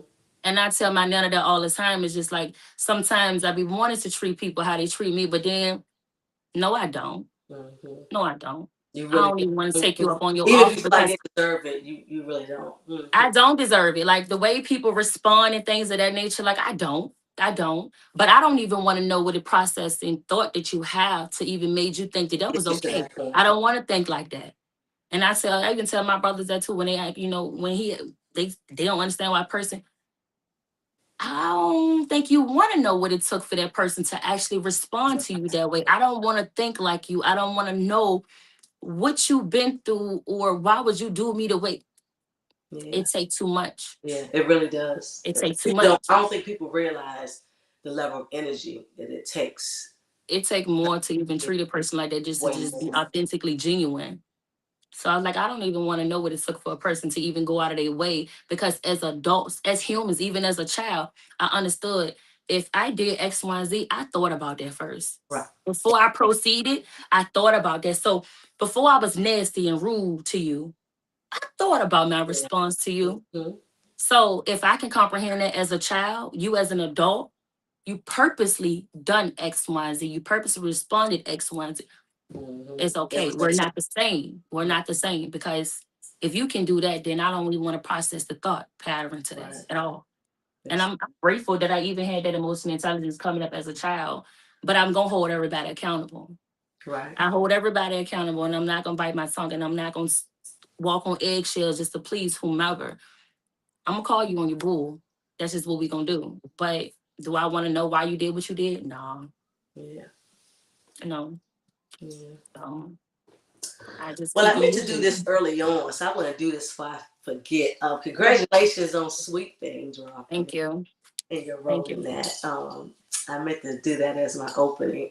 Thank you. I mean, I'm in so full support of what y'all doing in Richmond. You don't even have no clue. Like y'all don't even understand. Yeah. Like I be No, so we've been. I can honestly say we've been stepping. We've been stepping, I and be it's so happy like for y'all.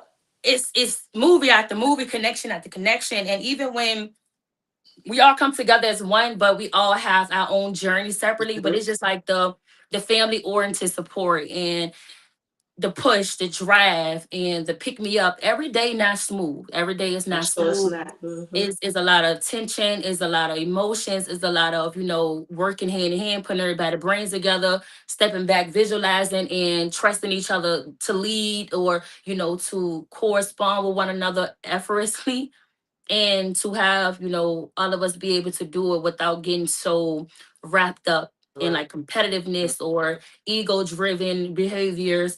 And we really been build a family and it's constantly extending, but it's just like to know that you have these individuals that are so strong minded and so it's literally a playing field with go-getters. Like everybody have their own journey, their own I'm hustle. seeing like people mention that I might have interviewed some nonprofit organization they connected Yes, with, they have, and then yeah, I see everybody in the somebody else is family. also connected to them. I said they like it's Right. It's like we movement going literally on. everybody somewhere or another. If I can put you in this, we're gonna bring you, you gonna come in there, you gonna come on with me. That's what If it's we can about. promote this, we're gonna promote that. What you doing this weekend? Can we do X, Y, and Z? It's just like literally everybody got their hands in so many buckets, but we all literally can make sure we Collaborating. eat. I love that. Yeah. I love If that. I got an opportunity here or we can, collaborate and do something here, no harm, no foul. Let's run it. We're gonna run it. And we've I been love we've been that. doing Because a lot of exceptionally people do well. things for the community, but Right. it's really all for self All and for really self. not And making room, giving nobody else no opportunities. right. And that's what I think I appreciate and just so like I just love even witnessing it, Right. because it's like no, this they're making opportunities for Yes. And it's just like, listen, of course, we everybody human, so people might get frustrated, it might get a that's little part of it. challenging. But so I'll call you tomorrow. So Yeah, I like don't care. Like it even if is an what it ego is. rise Like here and there, so what? Like even if you keep got a going. personal, issue, yeah, I'll see you tomorrow. None about it. We don't care. It's literally like a family, but it ain't gonna say literally like it is a family dynamic. It's just like so. I don't care. I'll see you tomorrow. I'm gonna call you later or whatever the case may be. No harm, no foul, no grudges, none of that. It's just like, look, and I don't care what we bumped heads about. I feel like you a good fit for this, so I put the word in for you on that. They're gonna contact you here. They're gonna do this, that, and third. So it's like, no, you who I I love am. it Oh because yeah, that's you scratch my exactly back, how I I scratch perceive yours. it. So it's good to know that's exactly what's going on. Yeah, So that's what's next? exactly how it What's is. next? What's next for you? Was What's next? me. Um, right now I have another premiere coming up June 12th for a movie that I felt I was a part of in Charlotte, and that's Okay. called Queen City, the Harness Nest. So I Okay. played London, which is Rico's wife. So that is coming out as well. I'm also in the movie called The Last Run, so I'm ready to start filming with that. I Okay. also have a fashion show that I'm walking in on May 23rd. That's in DC, and as well as the fashion show It's that's in coming up. DC. Oh, It send is me in that. DC. I must have missed that. Oh yeah, I'll send you all the information. Yeah, I'm born It's and called raised DC. That's home. So yeah. yeah, Beauty in Wonderland. So that's Oh, May okay. 23rd. That's in DC. So we're gonna go down there and spend a weekend down there, and then we're gonna body that and come back home. And Make sure you also, send me that. Don't forget. I'm wholeheartedly I'm gonna send it over to you. Yeah. So that's pretty exciting, collaborating and meeting with new people, traveling down there and coming back home. So that along with the fashion show that we have down here, his crown, her heels. Yes, I That's saw that one. Hmm. right. So that and all of us, even Spaj, he doing a line in it as well. So Okay. his designs will be Hmm. alongside of the fashion show. You interview Marcus, he's one of the male models in it. I'm also walking as a model in it as well, but I'm gonna have a segment where I design as well. So Okay. it's a merge of it's a mix and pot of brewing I things love going on. So it's the consistency of the collaboration is just right. mind blowing. Because Yes. some people do. I mean, you know how we are as black and brown people. Yeah. And sometimes we could do one thing. It's like I don't want no more dudes. Like it was cool, but it's like No. thick and And with it. see, and I take pride and I really enjoy it. My nana she be on swivel with it because she just like, look, you here, you there, and if I said she make a joke, like, I could be on the phone with you right now. You might be somewhere else, and I absolutely just may, and that's okay. But I'm not overwhelmed. I'm not overly exerted. I'm actually having a grand time with everything that I am doing, and although a lot of these opportunities, some people it may merge into something they never saw themselves doing. It's not one thing, not one pot that I got my hand in, not one adventure that I have embarked on that I ain't already tell myself that I was going to do. So Mm-hmm. it has been amazingly fulfilling. It's like, yes, I'm here, I'm there, I'm doing this, I'm doing that. But so I always said I will, so I'm gonna show up. Right. I I'm gonna love show it. up. Congratulations for everything that has Thank happened thus you. far. The growth, you know what I'm saying? Like Right, thank maturity you. to getting through, the going through, like the being the example. Yes. I think we need that more as sisters, quite frankly. I mean, we see it, social media, everything is everywhere, but sometimes you can tell when it's something authentic, Right. versus just for the gram type of situation. So Right. I'm sized for you for that. I'm Thank you. excited for all the kids, right, whose hand you had in their life, right? I know they all Yeah. grown now, but at the end of the day, they're your kids. Oh yeah, they're my babies. They're my babies. I don't care how Yeah, hard headed they get and yeah, don't everything even else. And like matter. even with my daughters, they have walked in a fashion show for the kids' fashion show. So they didn't start dwelling into things as well, seeing what their niche is. And it's an exciting journey for them. Like my oldest, she've attended, several of the movie premieres with me, so I love it's a different that. aspect that she gets to view other than because when I'm home, I'm home. Don't nobody come Right. here. We don't have guests. This is our domain. So it's like to see me in a different light and to welcome And them be into able to my celebrate you yes. in It's that like, space. what? I That's love it. love. I wholeheartedly adore it, so we're gonna continue to run this race. Yeah, and I'm gonna stay connected. Like I'm not, and I told somebody interview someone. It's not. I'm not just socializing on social media because I got Right. the interview coming. Like, nah, I'm straight up Right. 100% supporter. Like, that's who I am naturally. So I'm just in full support of everything y'all do. I want you to finish a few sentences for me before we go. I know we Sure. well over. I'm so sorry. I thank everybody for their It's patience. it's okay. I mean, Um, um, I appreciate you trusting me. Right. yes, I wholeheartedly, promise yes. I won't hold you too long. I'm gonna give you a few. That's kind of been peeping because and I'm kind of adding to just based on things you Okay. saying. So I've been peeping at my phone, just trying to put a few things together. I still want you to finish the sentence. Okay. Mm-hmm. I felt alone when. I felt alone when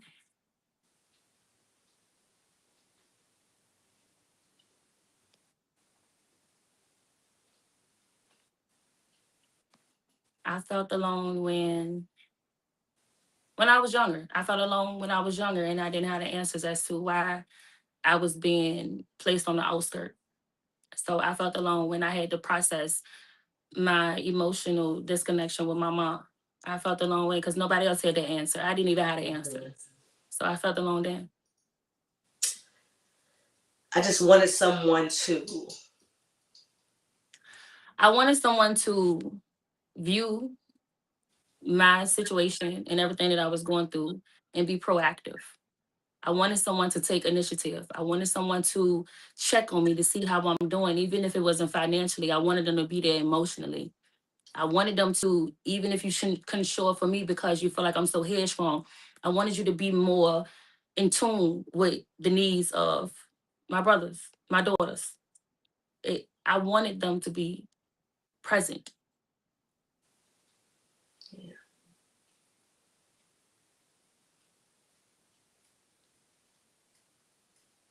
I didn't say anything because. I didn't say anything as I don't now. I didn't say anything because from an intellectual standpoint, I process life much differently. And I process it in depths. I'm able to view everybody from every standpoint, from every angle, without judging or without unloading. I'm able to wear their emotions just as deep as mine. So I didn't even say anything when I understood that your approach was much different than mine when I very well should have. I'm much more softer now because. I'm much more softer now because really because of my girls. I'm much more softer because I don't want them to be so guarded that trust is ever an issue. I don't want them to be misled. I'm much more softer now because this version of me was required for for them to evolve and for them to transition and for them to feel safe enough to come to me. Just in life in general, no matter what it is, they can be asking me what color crayon they decide to. I'm much more softer because it matters to them and their growth. Mm-hmm. Healing for me looks like. You say healing for me looks Mm-hmm. like? Healing for me looks like I'm aware that no matter what phase in life I go through, I'm going to always be healing. It looks like me giving myself grace. It looks like no matter what I'm going through, I'm not to numb it. Even if it's me talking in the mirror, I'm to address it. Mm-hmm. Healing for me looks like I am aware that no matter what I go through, it's always something that I just may have missed along this healing journey. Mm-hmm. So I'm cognitive and consciously enough that I may thought I crossed every T, dotted every I, but I might have missed this trigger. So healing for me looks like even when I have missed the trigger, calm my nervous system before I respond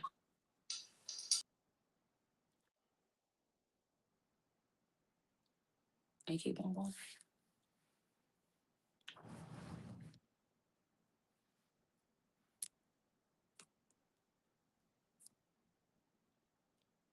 Come on now. Come on now. Oh, oh now I'm on top of you. This storm trying to take us out. That's Yeah. okay. Then it don't matter. Okay, I'm sorry. I don't want us to drop again. Okay. That's okay. Being vulnerable made me realize. Being vulnerable. Is that what you Made say? me being vulnerable made me realize. Being vulnerable made me realize that I have to accept, and I have the capacity to accept a person to be exactly who they are without going beyond that threshold to try to be what I see them as a potential to be. So yeah, if I'm vulnerable with you, then I'm not in control of how you respond to Right. me. And I'm okay with that. Mm-hmm.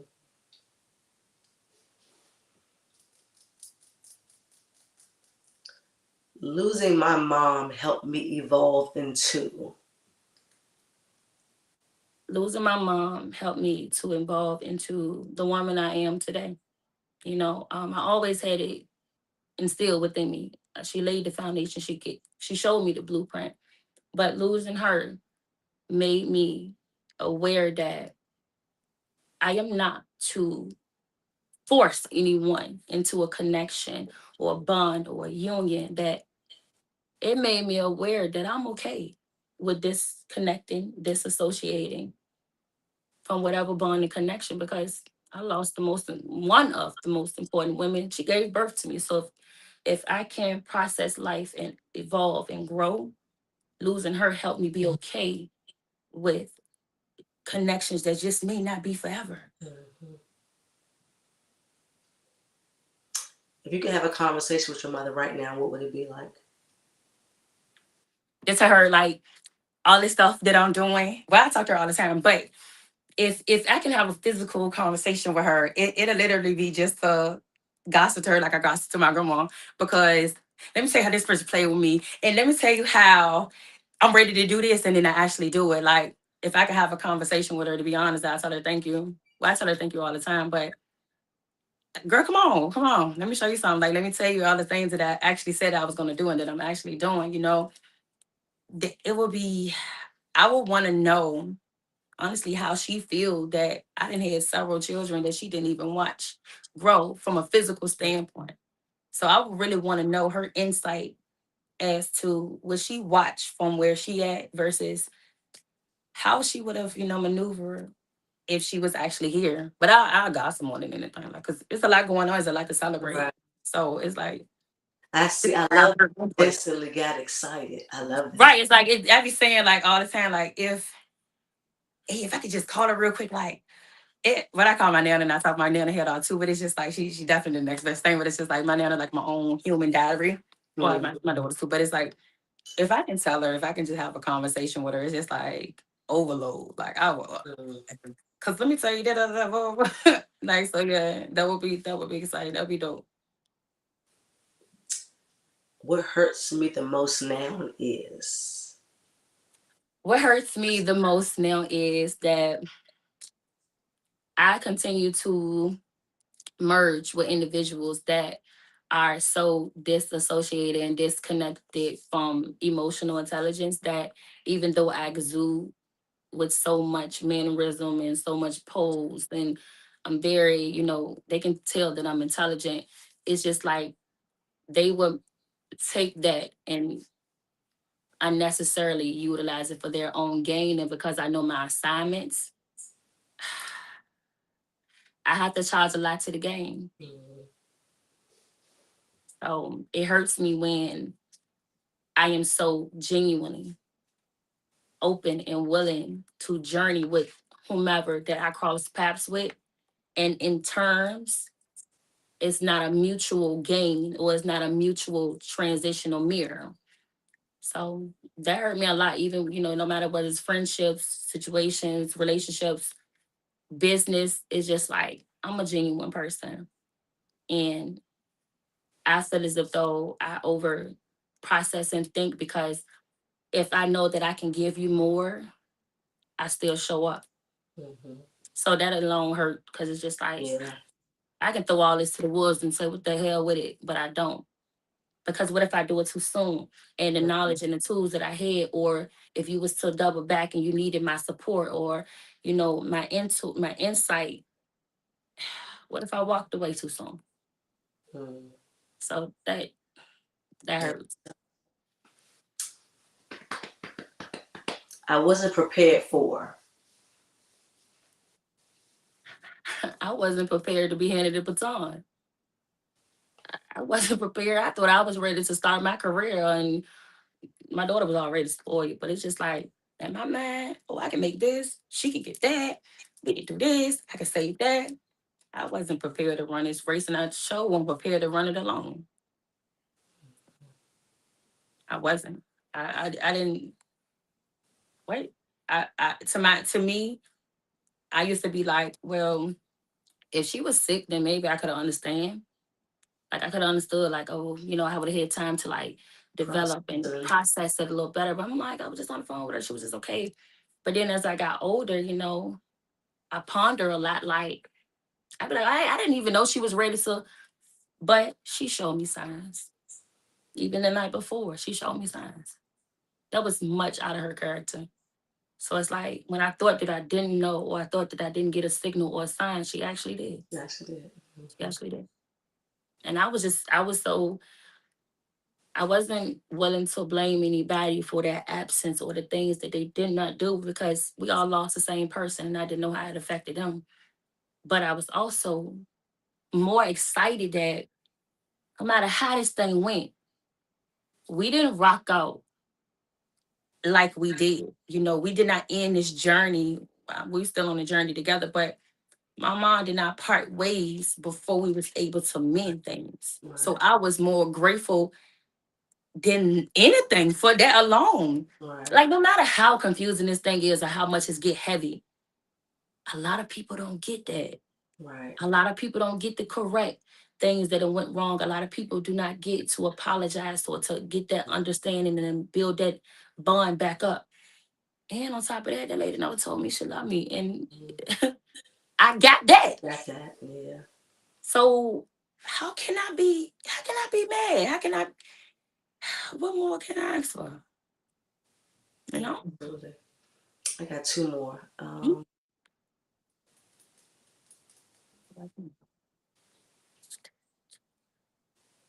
I came out of this experience feeling, and that's the overall experience.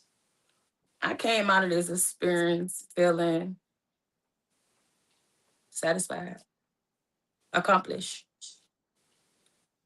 I came out of this experience feeling grateful. I learned a lot of things about myself. I learned about different levels of my own strength. I learned that no matter what I went through, I came out of this pure. I'm still at a pure state. Wouldn't get nobody to say I really did nothing to them. So none of this made me spiteful. None of this made me envious. None of this made me take on vices that I never had. Mm, So even till to this day, that's a I blessing. don't smoke. I Hey, don't drink. I'm not interested in taking any type of other substances.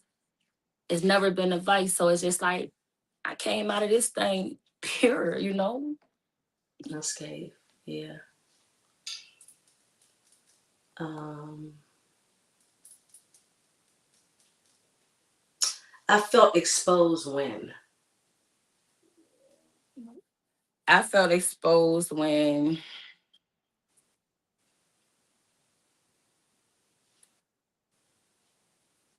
the most I done felt exposed was when, well, it wasn't really even an exposure. It was just,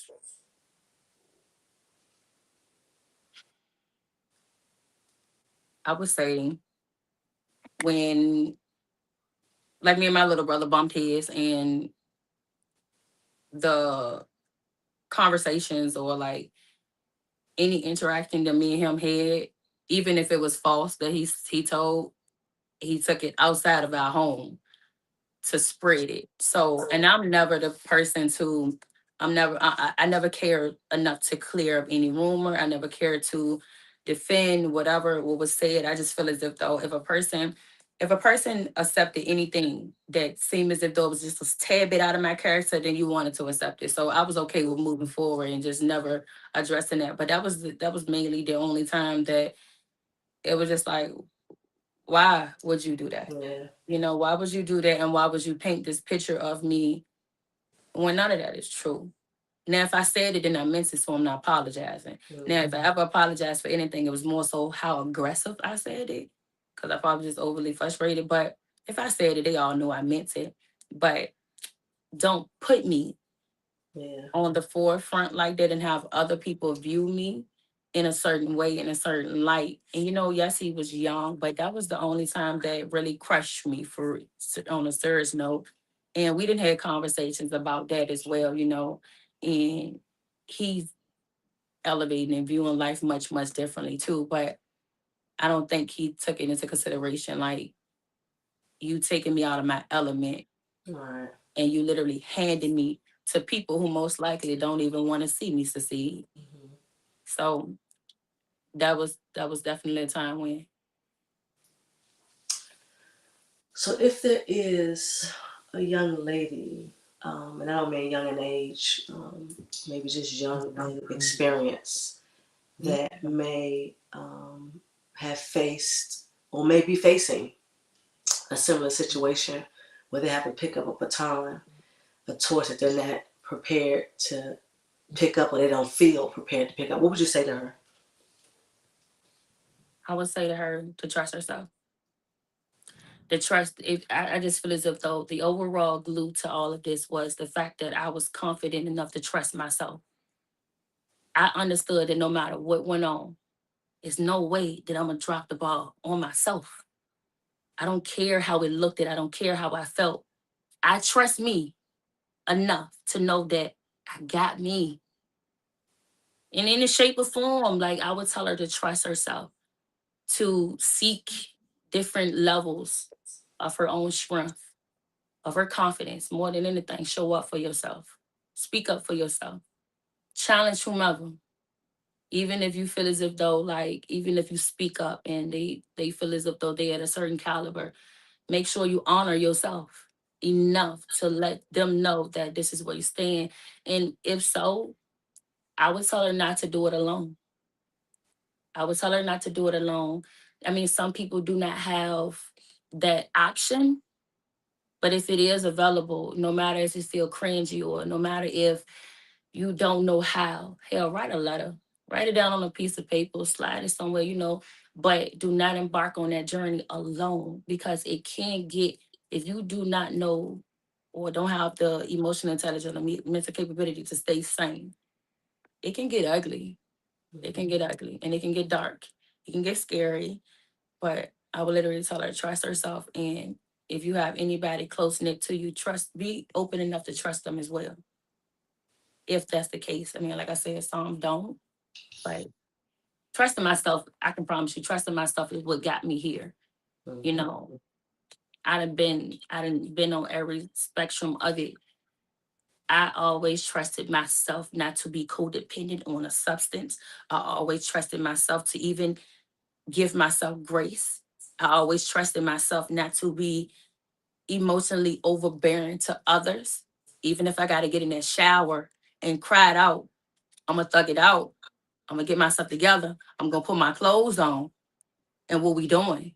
I trusted myself enough to know, even when it all don't look like it's going well, you got to trust yourself enough that you know what you're doing and you know what you want out of life. Mm-hmm. So most than anything, no matter what it is, trust yourself enough to keep going.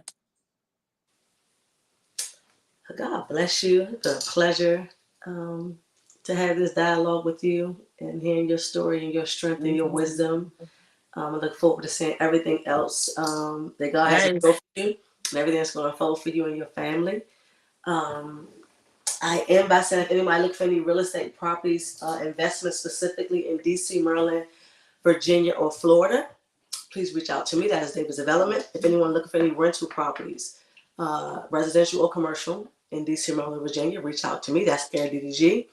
If anybody need any electrical service, whether it be residential or commercial, that is Sendell Systems. You can reach out to me. Anybody look for any athletic apparel? My 18-year-old son has a clothing That's brand, right. Be Empowered. You can reach out to him, CEO_B Clothing. All businesses are for us, by us. Peace, Queen. I appreciate you. I Much, appreciate you. Thank you so much much. love. Thank you guys for your patience. Peace. Talk to you later.